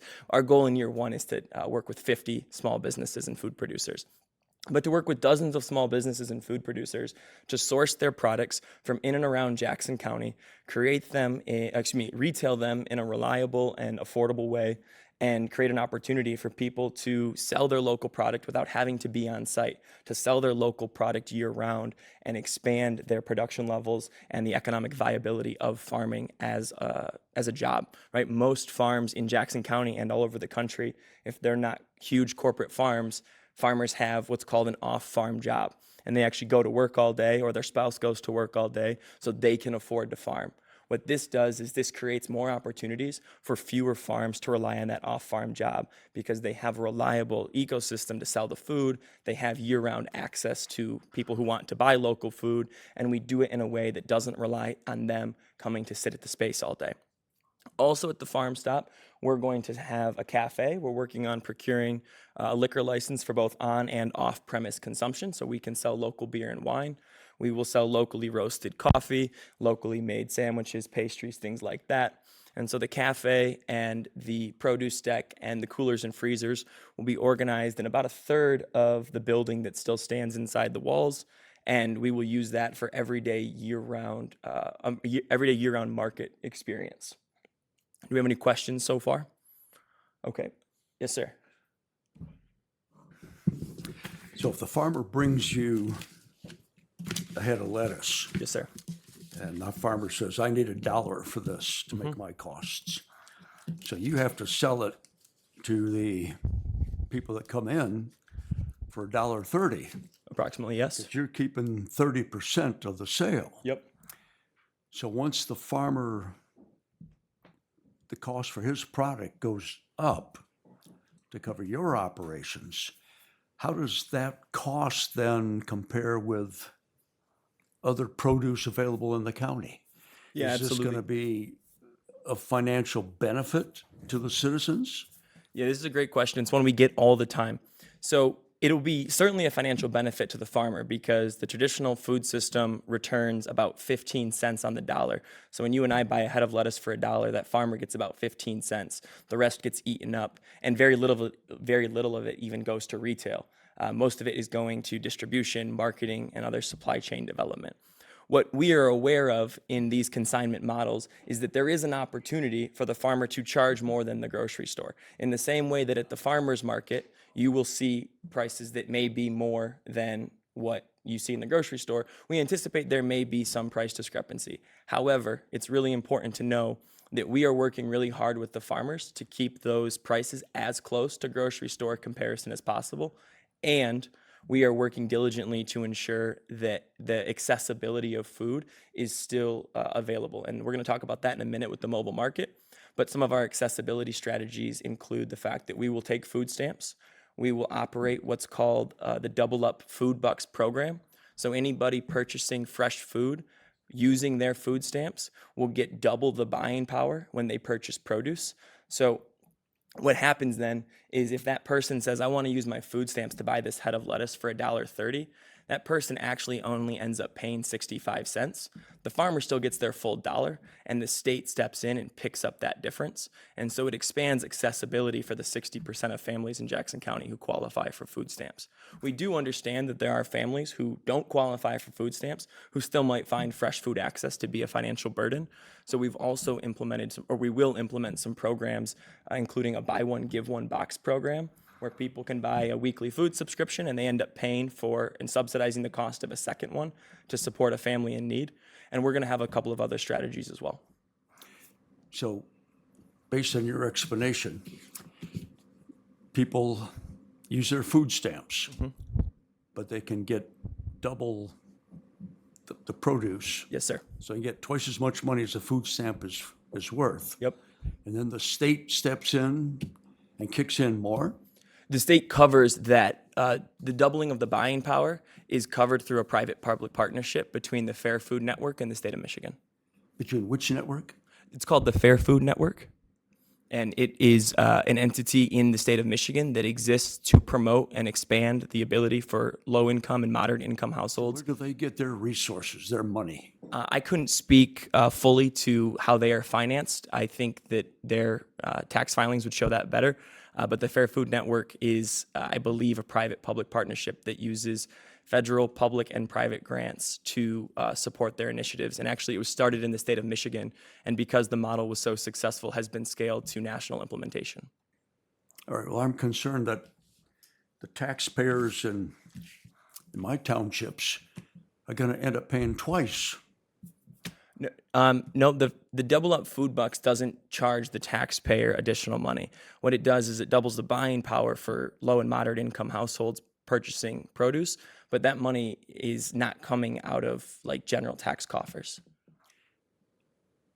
That doesn't make sense to me, because the people that provide the food, the agents, the state that provides the food stamps, then the state provides more for that food stamp after it's spent. Well, if the state's providing it, that's tax dollars, and those tax dollars are coming out of my check, my neighbor's checks. So you can't have extra money going into it if you're not taxing people. I do understand the concern, and I would be ill-advised to speak to how the Fair Food Network is financed, but I would certainly be happy to follow up, and I'll write that down if that's okay, to follow up with you about how the Fair Food Network gets their financing. Would that be all right? Okay, 1 minute, please. And while you're doing that, I would add that I see that, and I understand your point, Tony, but I see it as no different than any of the grants that we receive. All money comes from the people, one form or another. It's Absolutely. either taxes, or the private sector makes donations, or partnerships and things like of that sort. But when it comes to like a grant, and that's really kind of what that equates to. Exactly. We have to make a decision here locally in Jackson. Do we accept and participate in that grant and therefore benefit from that grant, meaning our residents benefit from that grant, or do we not accept? And if we don't accept, well, that's fine. We can choose to do that. The problem is the program didn't go away. The taxes didn't go away. The money just goes somewhere else. Yeah. I have a problem with that. And we've had that conversation here about roads and all kinds of grants over the years where commissioners and individuals will say, wait a minute, we shouldn't take this money. But when you think about it, if we don't take the money, Someone else it's will not like take our it. taxes are going down. It's just the money went somewhere else and we don't get our road or bridge or whatever fixed. This is the same kind of program. Absolutely. And well, there are numerous strategies for us to execute to expand fresh food access for low-income populations. The important take-home point here is that dozens of local small businesses that already exist either have the opportunity to grow, find more financial viability. And also what we see across the country when these models are implemented is the development of new businesses, right? Engendering of new small businesses into the market who can produce a product who before maybe would say, I can't do this because of cottage food law or any of these other constraints that make it difficult to run a food business. But now, because there is a year-round market in a viable space where people can consistently come access these local products, I can start my business because I have an opportunity to participate with this relationship. So this Farm Stop is an excellent opportunity for dozens of local existing Jackson businesses to start, scale, and solidify the viability of their business. We can go ahead. Hold on, when you say businesses, be specific. You're talking farmers? I'm talking about farmers, I'm talking about artisans, I'm talking about value-added products like folks who bake, make granola, roast coffee, set up spices. Manufacturing and farming. Manufacturing, yes, sir. Okay. Did that answer the question? Okay, thank you. So here's how a Farm Stop works. Local farmers and food producers will deliver their products. They set their price, they set their unit. Grow Jackson, as the administrator of the Farm Stop, will retail those products at the direction of the farmers and food producers. And what happens is we return millions of dollars to the local food economy over the years. The model that we've seen working really well in Michigan, in Ann Arbor, has returned millions of dollars to their food economy. Now we know that Ann Arbor and Jackson's socioeconomic models are very different. And so before we began this process, we thought it was very important to find a peer of ours that was not geographic peer, but a socioeconomic peer. And there is a community in West Virginia that is almost identically aligned with Jackson in terms of education level, home ownership, racial and socioeconomic demographic, and they are running a Farm Stop as a nonprofit entity, identical to how we want to run it, very successfully. And they do it through all of the models I've explained here, as well as grants and private and public partnerships. So they have found a lot of success, and we are taking it from their playbook to bring that success to Jackson. And so we think we can return millions of dollars to our local businesses. We think we can circulate more dollars. So instead of us having to buy, all of the groceries that we need from Walmart, where all the money is leaving the community, we can support more local producers who are right here, whose kids go to school with ours down the street, and who, live right next door. And then, of course, the community food experience, right? What we're trying to do with the farmers market and the Farm Stop and ultimately the development of a food hub is to create an experience around food that's about more than just go to the grocery store, get what you need, and leave, but about connection, about community vibrance, about community vitality that builds relationships with the people growing and producing our food, that builds relationships with the people consuming the food, and creates a market and food experience similar to what you might find at like an Eastern Market or a Horrocks, where there's actually an identity and a community identity that is felt and established around the local food experience. Go ahead. So to answer your earlier question about accessibility, the mobile market is going to be an important and essential next step for us. So we cannot do this until we have the Farm Stop operational. That's really important to know. We're still in the process of raising money to build the coolers and the freezers, and we need to have the Farm Stop the Farm Stop space established so we can actually aggregate all of the food. So there's a central place for all of the producers to bring their products. Once we have that up and running, we can begin to implement our mobile market concept. This is still in the works. None of the partnerships have been solidified or formalized, so that's really important to know. But we have had some really promising discussions about what this might look like. Our vision for a mobile market is a wagon, a retrofitted school bus, something of that nature that on a consistent schedule moves around the community, sells the same products in the Farm Stop, but then our goal is to have that mobile market every afternoon be located at the YMCA parking lot and have a really strong partnership with the YMCA so the families that they are serving can access fresh food right in that parking lot.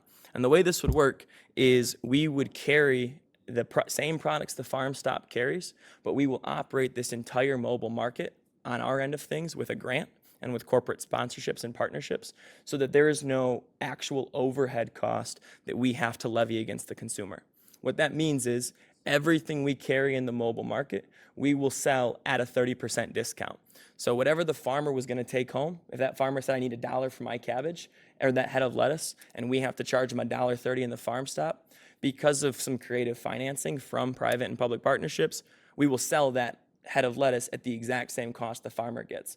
So the farmer does not have to subsidize any of the community support. Instead, we step in and subsidize that community support. So low-income families and families in strategic locations can access this mobile market and access local, fresh products at a discount, but still have some skin in the game and still have some ownership of the process by paying for those products when they come to their neighborhood. Okay? So this is down the road, right? This is if $5 million fell into my lap yesterday. So you don't have to hold your breath too much on this one unless anyone's looking to get rid of $5 million. So accelerator kitchens, again, none of the concepts that we've shared here today or that we'll share in the future are completely original ideas. Right? We're connected with nonprofit entities who are focused on food access all over the state of Michigan, actually all over the country. Next month, I'll go to the Farm Stop Conference in Ann Arbor, and it hosts farm stops and farmers from over 30 states and a couple of countries who are really interested in this model as a way to expand and promote local food access. So what we would like to do with our accelerator kitchens is use the rest of the building. Right now, that building is about 6,000 square feet. Our plan that will show, actually, if you could go 2 slides up really quickly for me. Thank you. So this is the layout. I know it's a little bit hard to see. I apologize, but this is the layout for the farm stop. This is the entrance right here that's on the south end of the building. This is the patio that's just been beautifully redone. So this entire space right here will have cafe, produce deck, cooler, and freezer. That entire footprint is only about 2,500 to 3,000 square feet, which gives us half the building, right? It gives us the other half of the building to activate. If you could go back 2 slides for me. So what we would like to do in the activation of the other half of the building, eventually down the road when we have money and your approval, but this is just, imagining for a moment, we would like to put in what are called accelerator kitchens. A couple of micro kitchens set up side by side, laid out to how you might see in a college food court or an airport food court, where you have a couple of micro kitchens where restaurants, and emerging restaurants, I should say, not established ones, who say, maybe I want to take my concept from a food truck to a brick and mortar, or maybe I'm a catering company who wants to go to a brick and mortar. But making that leap into the full-scale private market can be difficult. There's significant costs. There's a really high barrier to entry to starting a food restaurant here in Jackson. So it's like an incubator space. An incubator space, exactly. And in this space, what would happen is people could sign up for short-term leases. They develop their concept, they commit to a certain number of operational hours, and then they can test their proof of concept. I think of our friends at Ogma down the street who had a really hard time for a long time. They were ready to go, they knew what their menu was going to be, they were ready to launch, but they had some difficulties. I could see someone like Ogma saying, oh, I can lease at the accelerator kitchen for a year, 2 years, whatever it may be. Again, the process still needs to be developed. But we can use the rest of the space to incubate and help expand small businesses. And then those small businesses can sell some of their ready-to-go products in our farm stop. They can procure from our farm stop so that they can carry local products. And it's a 1 + 1 = 3 situation where now in this space, we have a farmer's market, we have an everyday retail market space, we have restaurants, and you're beginning to have this development of a food identity all in the same building. Commissioner Shotwell, you have a question? Okay, great. I won't go anywhere. Going on to the next, and again, I just want to make sure I reiterate, this has not been approved. This is not, no one here has said this is going to happen yet. I'm just sharing our future plans for what might look like a really cool opportunity in this space. Last slide. This is down the road. This would require some sort of new construction probably. This would rely on other space in the footprint inside the walls of the prison. So again, this is even further down the road. But in these conversations that we've had with farmers, farmers have begun to say to us, well, if we're going to bring our products to you ready to go, could you do something so that we can bring more of our raw products to you? Many farms lack the infrastructure on site to set up what's called a wash and pack, right? They have the products coming out of the field, but they don't have the infrastructure to wash and pack those products so they're market ready.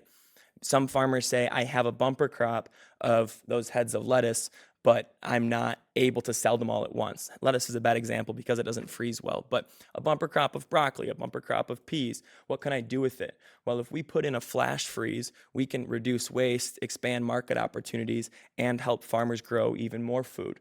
We have some folks who are doing local grain growth. They have nowhere to mill their local grain. Could we put in a small mill? Right? There's all these opportunities where our local food economy could be enhanced because now the farmers are already coming to a retail space. Well, bring your raw products to us. Bring us your raw beans. Bring us your heads of lettuce. Bring us whatever else it is that you're producing, and we can help you wash them. We can help you freeze them. We can help you process them to expand the opportunities in the marketplace and to increase public use of your good. And again, to increase the economic viability for our farms and our food producers. This could create future opportunities for education.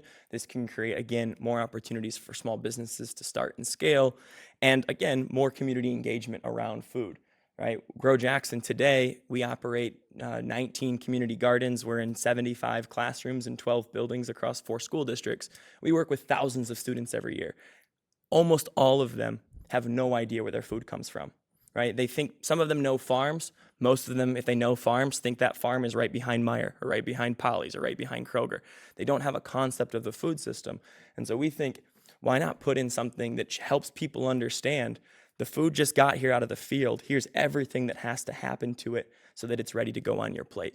And so again, this is all in the spirit of promoting the local food economy, strengthening fresh food access in the city and the county of Jackson, and creating more opportunities for our small businesses, our farmers, our food producers, and our families to grow and consume fresh food that's done right here in Jackson, Michigan. So we've got the layout like I just showed you, and then I can pull a couple of photos up if you'll go 2 more slides for me. These are some photos. You all recognize this building, of course. This is where it will be. These are photos from inside the Argus Farm Stop in Ann Arbor. You can see they sell local beer, local wine. They've got ice cream, frozen fruits and vegetables, a couple of produce islands, as well as a 4-door cooler and a produce deck. So it's not a very big space. It's intentionally laid out with a lot of products in one spot, laid out really beautifully. So it's really engaging, really enjoyable for the consumer. It makes the product look great for the farmer and creates a fresh food access point that is intentional about promoting access, intentional about only strengthening from local producers, and intentional about the placemaking and the community vibrancy that I know we all care about so much. So that's the overview. I know it's a lot, and I know I talk fast. I apologize. I always try to slow down, but if you have questions or I need to repeat something, please feel free. I would like to make a couple comments first. And the who knew from such humble beginnings? Because, we went into this with the idea that we're going to have a farmer's market. Maybe it'll work one day a week. Maybe just, who knows, a Saturday, Sunday. We're not sure. But, and we're still not sure. But it's great to have some young man full of vision and energy to see what could be. And as you've heard me talk about the whole space over there behind the walls, there is great opportunity there in the long run. And it takes, of course, vision, and it takes a lot of hard work to get there. But I do believe that we walk before we run. And as you heard Jacob say, he's not looking to do this with county dollars. He's looking to do this with Grow Jackson and private sector and other public already existing means of funding. Yeah, we've already secured $109,000 in state and federal money towards the equipment infrastructure in this grant. So again, back to my walk before you run, we're looking to get this farmers market off the ground in the spring. I think it'd be great for the local farmers especially. And then we go from there is really what I would say. The expectation here is that we're having this conversation today. I would encourage you to ask questions if you have some. And next Monday, I want to bring an agreement between the county and Grow Jackson that we've been working on. It's been to attorneys a number of times, but and we'll lay that out and what that financially looks like. And then with the expectation that hopefully we can enter into that agreement Tuesday night this month so that he can proceed. But with that, please, I'd open it up to the floor for questions. Thank you, Mr. Chair. Just a couple of questions for you. You mentioned about I think it was a county in West Virginia you've done some research on. Yes, sir. Is that data something that you would be willing to share? Oh, absolutely. That is the Wild Ramp Market. I can send this, and I can send a follow-up email. But it's in a town called Huntington, West Virginia, and it was really important to me because what works economically in Ann Arbor certainly is not going to necessarily work in Jackson if we're not really creative about it, right? Argus in Ann Arbor is in a census tract that I believe has 6 to 7 times the household income of the census tract we're going to be in.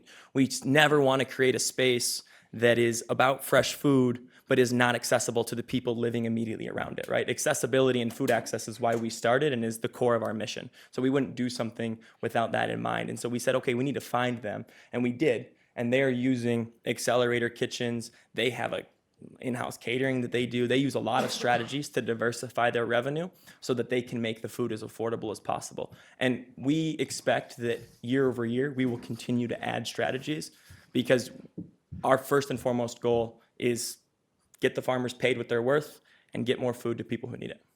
So I appreciate your statements there, and I am looking forward to seeing that data.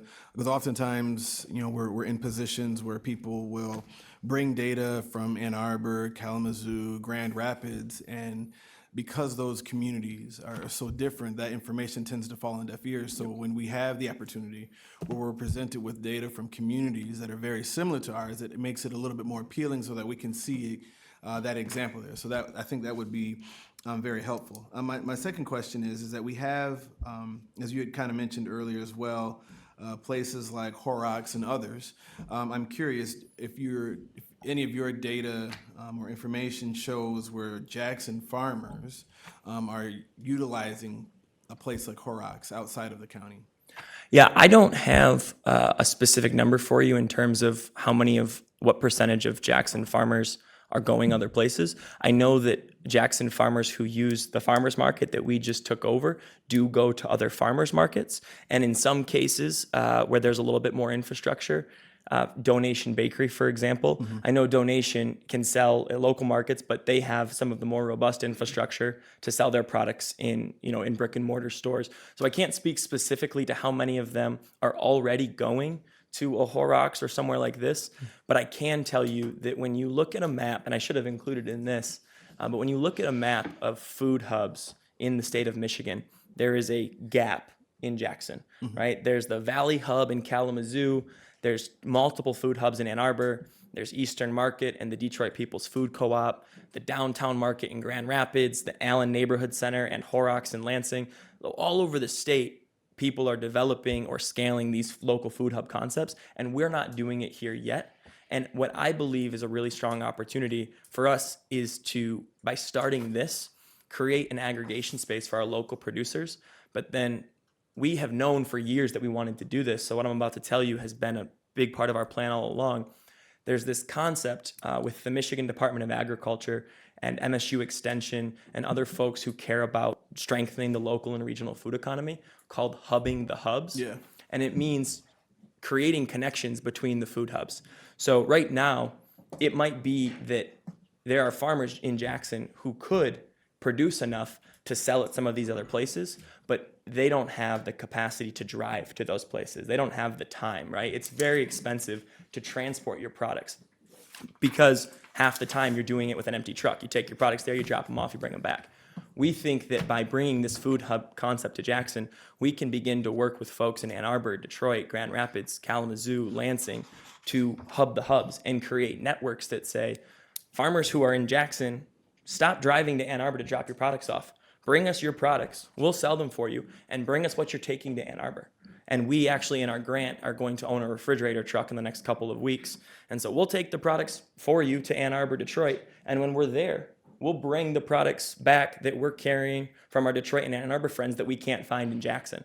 And so this creates a diversity of offerings at the market for the Jackson consumer and a diversity of markets for the Jackson producer. Again, what we're trying to do is we're trying to step in and help fill that gap that in the corporate grocery model, the federal government fills. The federal government subsidizes the corporate grocery model through the Farm Bill and through transportation incentives and things like that.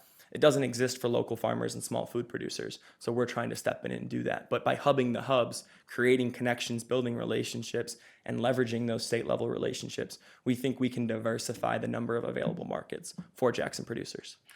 So thank you for saying that, because in that you answered my next two questions already. And so I'll move on. My last question is for administration. I've asked this question before, and so I apologize to have you answer it again. When we look at the building usage and things like that, is Jackson County going to be responsible for the upkeep and maintenance of the property over there?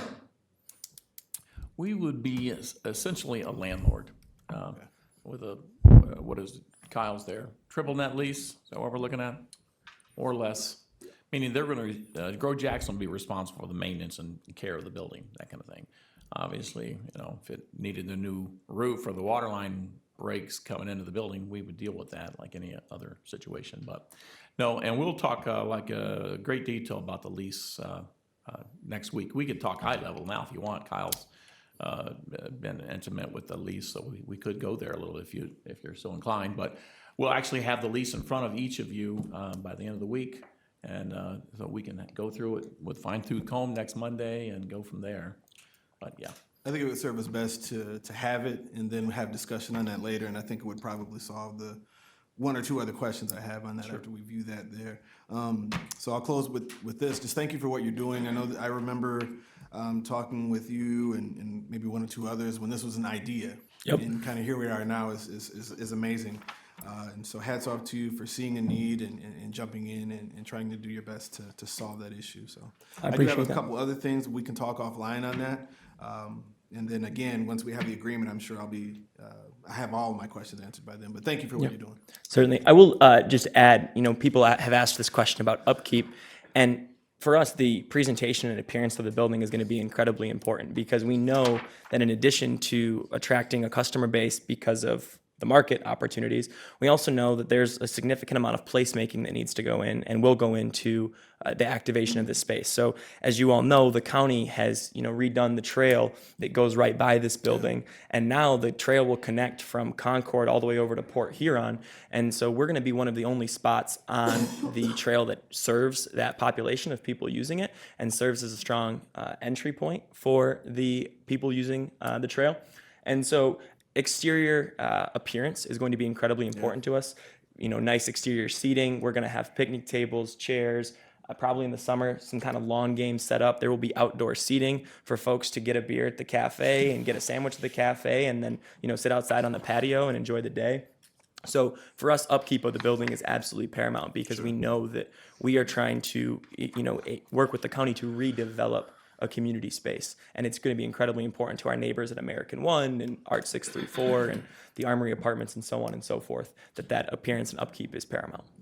So one thing I would also suggest that as you're kind of sharing your vision with individuals, I think the one thing that would help with buy-over from community is that you continue to remind them that essentially Jackson County is not buying this. We're not using county dollars, as you've mentioned in your meeting a couple times, for that, because that's one of the few questions that I get from constituents, that they were thinking that we're taking county dollars to fund this program. So as long as you kind of continue to share that, I think you'll continue to get even more community support with that. Yeah, absolutely. And usually the follow-up counterpoint folks have is, well, indirectly the county will use dollars to help with the upkeep, but I remind them that we will be paying rent. Sure. Right, and we'll talk more about that when the lease is in front of all of you, but we will pay rent as a function of our sales, so that we have some skin in the game as well to aid in that upkeep. Perfect. Thank you. Nothing further, Mr. Chair. I would add one quick thought, because you brought it up. The artisan community there, I believe, will benefit greatly. Me too. If this comes to fruition, as we hope it will. When it comes to fruition. Yeah, when. All those folks that are selling their art, they have a built-in audience coming there, customer base. I think it's going to be phenomenal, potentially. Corey, you had a question? Yeah, the first is for you, Mike, and I'll get to you, Mr. Nsakio. I'm assuming since Kyle's here, then this is a park property? The county owns the property, but the parks is really responsible for that. I see it as a park venue, if you will. Yeah. Here's where I'm going with it. Our parks now operate fully with parks millage money, correct? They do. All right. So snow removal, lawn care for this property, what's going to be the funding source for that? Well, I believe Grow Jackson's taking care of their grounds around the building. We'll do our grounds around the building, and my understanding, I mean, the county's already mowing and We do, yeah. the rest of the space. We do that now. We mow it for the fair. We do all kinds of stuff. Yeah. We'll be responsible for patio snow removal. There'll still be fair parking. Things like that. There. Okay. So the property that you directly occupy, all of it, you will take care of the lawn care and the snow removal? Yes, sir. At your own expense? Okay. All part of the lease. Yep. That'll be part of the lease, okay. Thank you for the clarity on that, because that's gonna be a question from people, because they pay for our parks millage for the funding to go to parks, not to farmers markets and other things like that. Secondly, Jacob, I wasn't expecting what you brought today. I was expecting a farmer's market. So to see the scope of things, first of all, I give you credit. It takes vision. Your target goal of 30% is realistic. From my time in the supermarket industry, retailers in the produce sector are generally anywhere from 20 to 42%, depending on if it's an upscale model or a limited scope like an Aldi's or Save-A-Lot. So you're right around where a regular retailer would be. And I do see that you could definitely help some local businesses, farmers. But I would also point out that there's businesses in our community that were already reaching out to local farmers.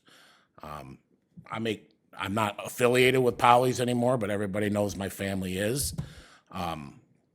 Lots of local farmers take their produce there at a fair price, and then Polly's attaches on an appropriate gross profit amount that doesn't sound much dissimilar to yours.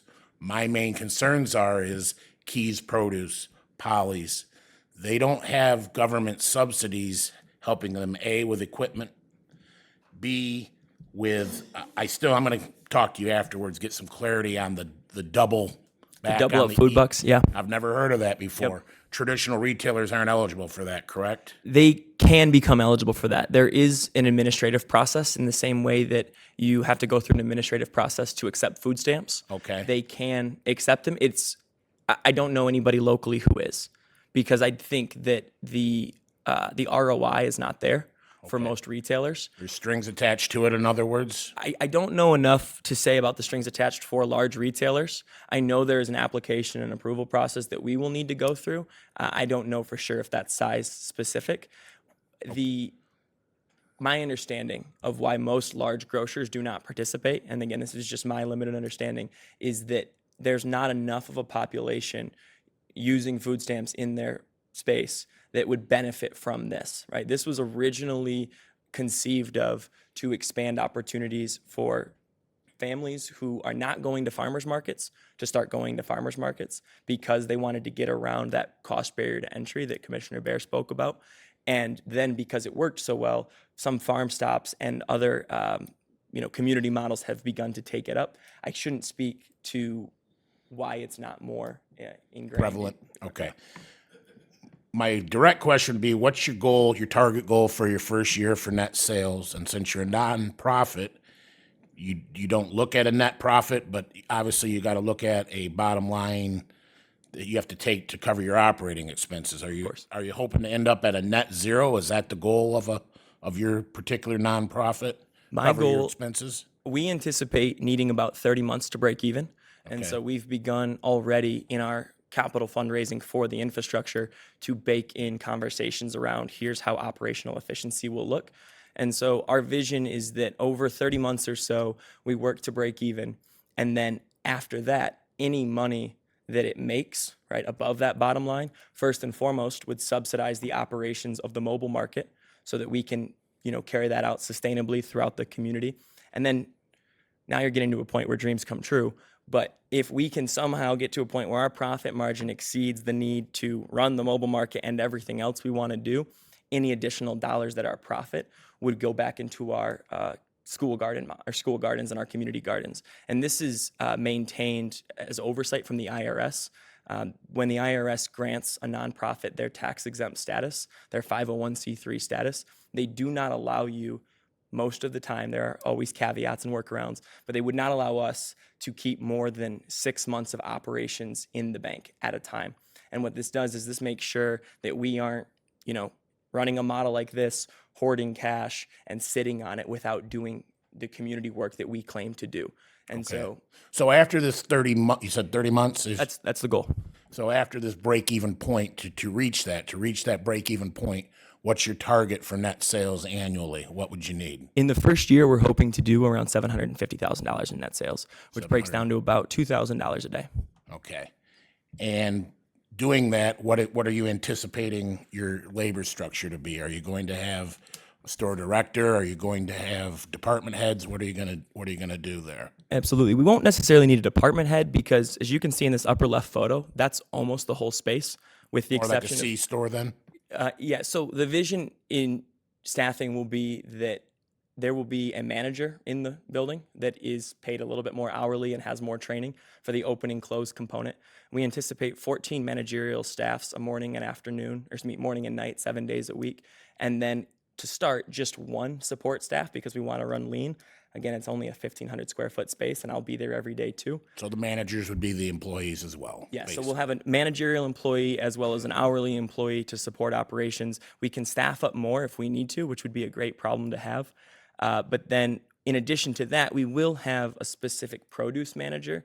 So every one of the managers will be cross-trained to have a specialty. We'll have a general manager, we'll have a produce manager, and we'll have a cafe manager. So our really two departments are produce and cafe, and they will, Department heads. those are our department heads. Okay. But So 2 department heads, you, I'm assuming, would be the CEO, store director? I'll be the CEO. There will be a store general manager, Store general that manager. reports to me, but Okay. there will be, I will be there. I just haven't baked my time into the management because we wanted to sustainably budget. We didn't want to say that I could do everything I'm already doing and now take this on full time. And so we will staff it so that it doesn't need me. I will be there to support it accordingly because we'll move our office space to this location, and so I can flex in and out to help. And then we'll have a general manager, a cafe manager, and a produce manager. So we anticipate about $500,000 in expenses to operate from a payroll, insurance. There will be some non-consignment cost of goods. There's, of course, insurance and overhead operational utilities. So And you're anticipating $700K a year in sales, $500,000 in labor cost. Yep. We think that 750 in sales will render about 350 in profit. It's not all going to be sales that are consignment. There will be some cafe, beer, and wine sales, of course. And so we think that in the first year, we'll need about $500,000 to run. We expect to clear 350 after the payouts and the farmer paybacks. And so we are looking at, we think, an operational gap of $125,000 to $175,000 that we will subsidize with grants and private and public partnerships. That's optimistic, I'll be honest with you, from my time in it, but. So I will say, here's what we have already done because Yep. we got that feedback early on. And so the way that we are structuring our capital campaign is that we need $600,000 or so to build this space. Okay. Right? We are looking for $300,000 in private partnerships and support from large scale entities. Right? There's two $50,000 options and $200,000 options for people to support. That would give us the $300,000 we need to build it. But those people who get to those top tier spots, so they get a little sign on a patio or sign on the cafe, they commit to a 3-year commitment. And so what that allows us to do is say, okay, you've committed to, we've got 300 of the 600 we need for the capital campaign, but because all of those people who committed to that had made 3-year commitments, they know that years 2 and 3 of their commitment is to subsidize the operational gap as we move towards sustainability. Okay. And we will not open until we have the first year of sustainability in the bank because I will not close again. Yeah, so you're a hybrid model for sure. You're going by sales, government subsidies, and private subsidies. Yes, sir. As a nonprofit. Yep.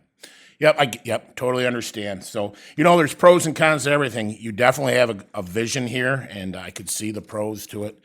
I will point out that with every time there's pros or cons, and there's no way you could take $700,000 of annual sales out of the retail sector in Jackson and not affect long-time established businesses here. So that's a concern that I have, to be honest with you.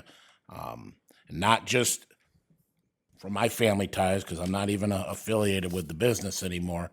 More the smallest guy, Keys. You know, they've been here for a long time. And if you've ever been in there, it's right in the, when I hear food deserts in the city, I'm like, how can you say that? There's no fresh food when there's Keys Market. Have you ever walked in there? I have. It's an impressive place. Locally owned, family run, and there's fresh food right there for people to access. So I see your pros. I don't want to just dog you because you've done a good job presenting. I would say on your operational expenses, especially when you start talking about compressors and installing coolers, the maintenance on that along with the cost, you might look into that deeper on your operational expenses, because I can tell you from my times looking at P&Ls, it's a lot of money.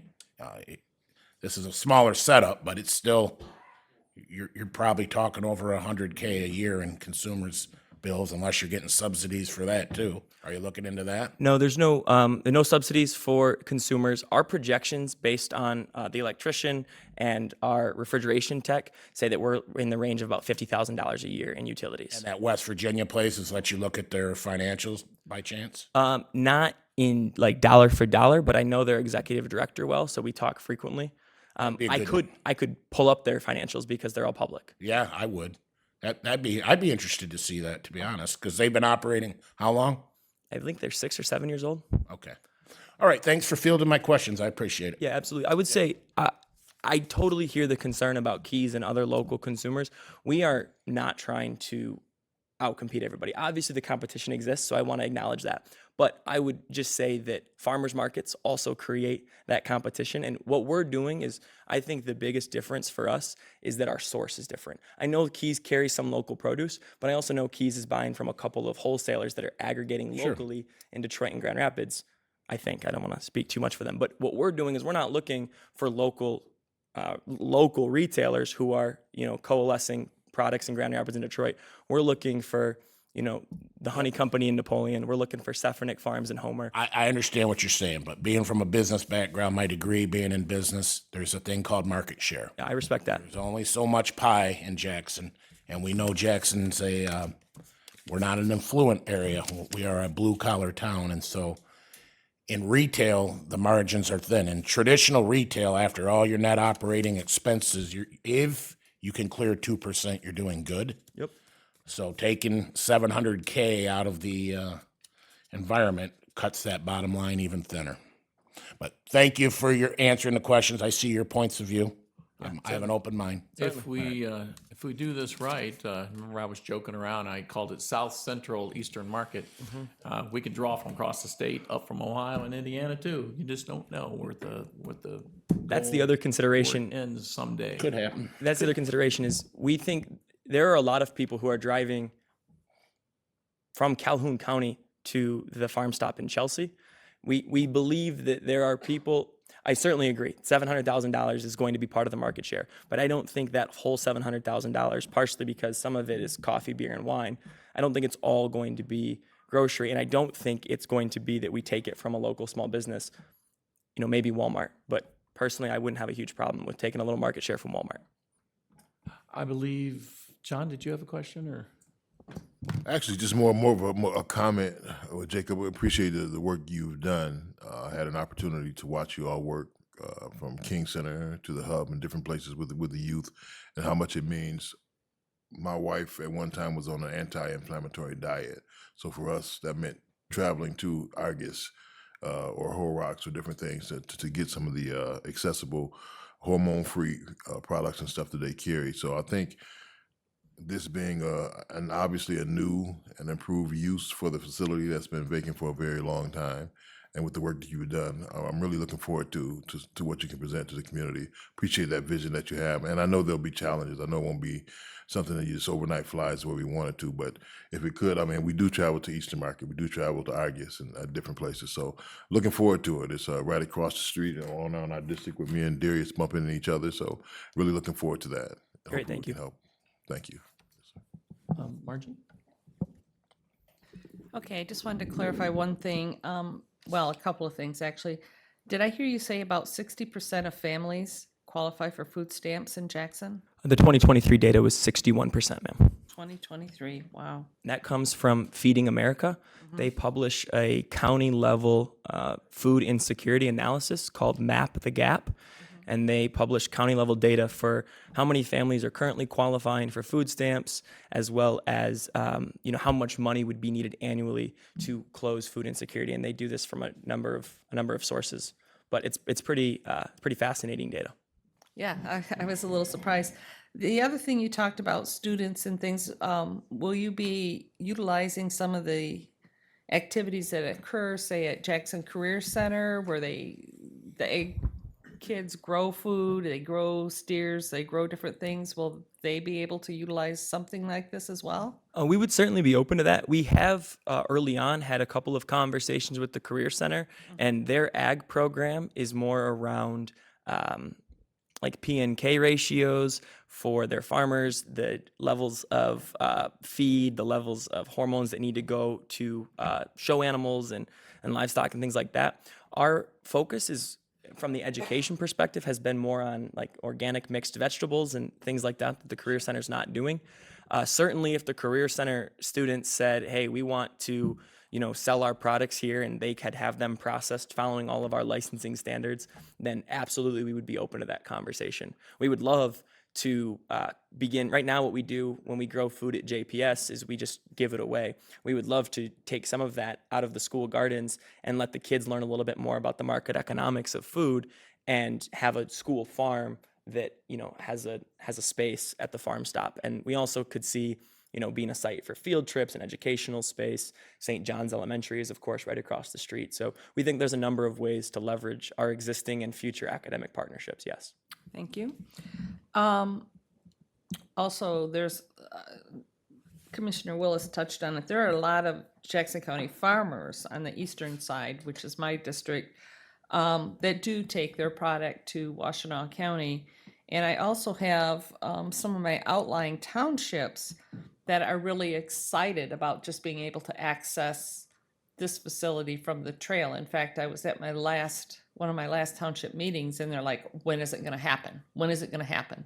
So I'm excited to be able to take some information back to them about that. And I think if the Jackson County farmers on the eastern side are headed to Chelsea, headed to Ann Arbor, you might be pulling some of that Washtenaw County dollars back into Jackson County. So people who are coming here to go to the fair, they're going to see this thing and perhaps say, oh, I could go there. So I want to be sure that we actually make it very clear to the townships, outlying, especially those on the trail, that one, we're going to have a mobile facility. And if we were to look like towards the northeastern part of Jackson County, they use a lot of mobile facilities. They love the bookmobile when it's running. Because a lot of them don't have a lot of transportation, but they can congregate. Their neighbor can take them to the township building or whatever. So if that mobile truck is at some point able to hit those. Absolutely. Rural food insecurity, so we work in Jackson County, in the city, because we have the most concentrated need. And when we started, it made the most sense economically for us. It was just me and my free time going garden to garden. But rural food insecurity is very near and dear to our heart in terms of, addressing it and improving it. And so what I envision for the mobile market is, in a 2-week cadence, having 10 different locations. And depending on need, some of those locations might get 2 spots in a 2-week cadence. I don't know yet, but I could see it being King Center Monday, Booth Center Tuesday, Spring Arbor Free Methodist. Maybe that's a bad example because they've got hutches, but you understand my point, that Sure. we can pick these different locations, and we work with our partnerships to say, okay, the mobile market will be set up. Maybe it's on the same day the bookmobile is here in town, right? There's a lot of things we can do. We can say, okay, Henry Ford, you've got your mobile unit. Do you want to, consistently start doing blood pressure and books and fresh food? So there's lots of ways for us to utilize the mobile market to expand that access and, again, drive more sales. Excellent.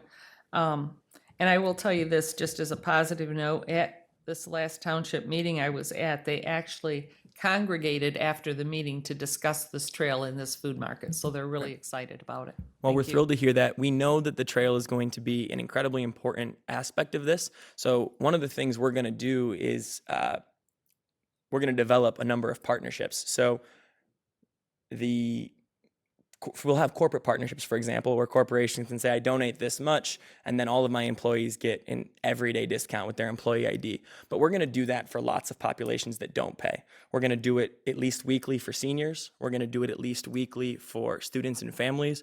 We're going to do it all the time for cyclists and runners using the trail. And so we know that, that 10% will eat into our 20%, but 9 times out of 10 is going to bring someone through the door that wouldn't have been there in the first place. And so it's a new part of our margin. So we're really excited to utilize the trail. As a lifelong runner, I'm excited to, maybe lead some group runs or something. I don't know, but I think that trail is going to be a really critical part of the space. I know the discussion was already about where are we getting our insulated bags for our bicycles? Awesome. And we'll have bike racks. We're going to keep, like bike pump and basic tools and things like that on site to be able to support basic bike repair. And we're going to advertise that. We really want to lean into that partnership. Thank you. Other questions? I would just make a comment that since it came up, I think oftentimes the rural community is missed. Yep. We always look at the larger inner city as impoverished and need. Yeah. But there are millions of rural residents who are just as impoverished, and they do not have access to buses or anything else because they're isolated Absolutely. so far out there. Yeah. The data shows that, but they do not get the recognition or effort that I would like to think they deserve. Yeah. With that said, though, we will have a meeting next Monday, and we'll review the agreement. We'll send it out here as soon as I have it in my hand, finalized, and so you guys can review, and we'll have a conversation on Monday about it, with the idea that Tuesday night we'd be in a position to vote it up or down. Thank you for the time and consideration. Thank you. I'll stick around for questions after. Yeah.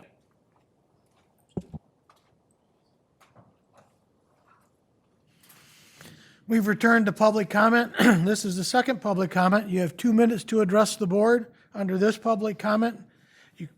Board members will not debate nor answer questions at this time. Public comment is now open. Thank you again, John Wilson, 1045 South Durant Street.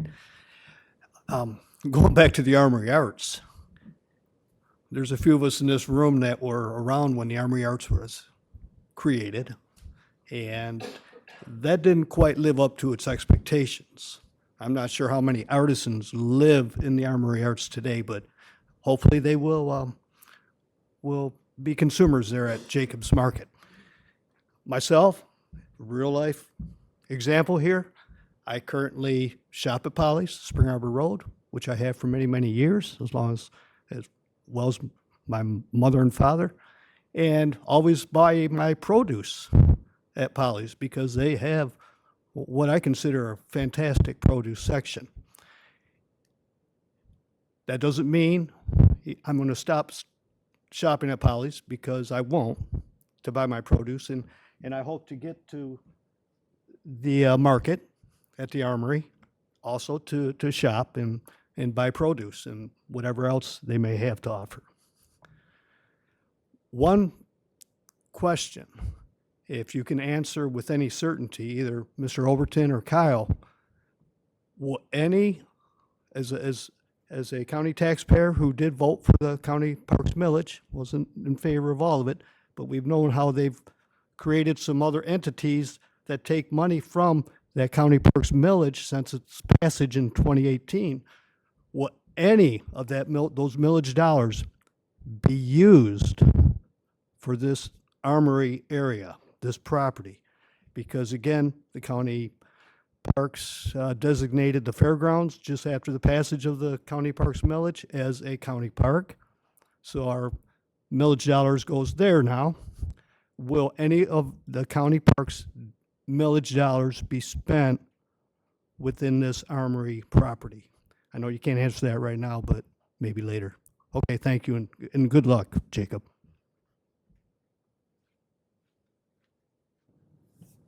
Any other public comment? Any other public comment? Public comment is now closed. We have no closed session. Commissioner comments? I think we had a very good study session this month, and I believe the sheriff's on deck for next month. And we're going to have, again, another thorough discussion about the different projects we're going to be implementing and the partnerships that we're working with the sheriff's department with long-term to make Jackson a safer and better place and have a more thorough and better trained law enforcement division. I really appreciate Sheriff Schuete's comments, and we've had some very good discussions the last couple of months about what's going on. Any other commissioner comments? Seeing nor hearing done, we are adjourned.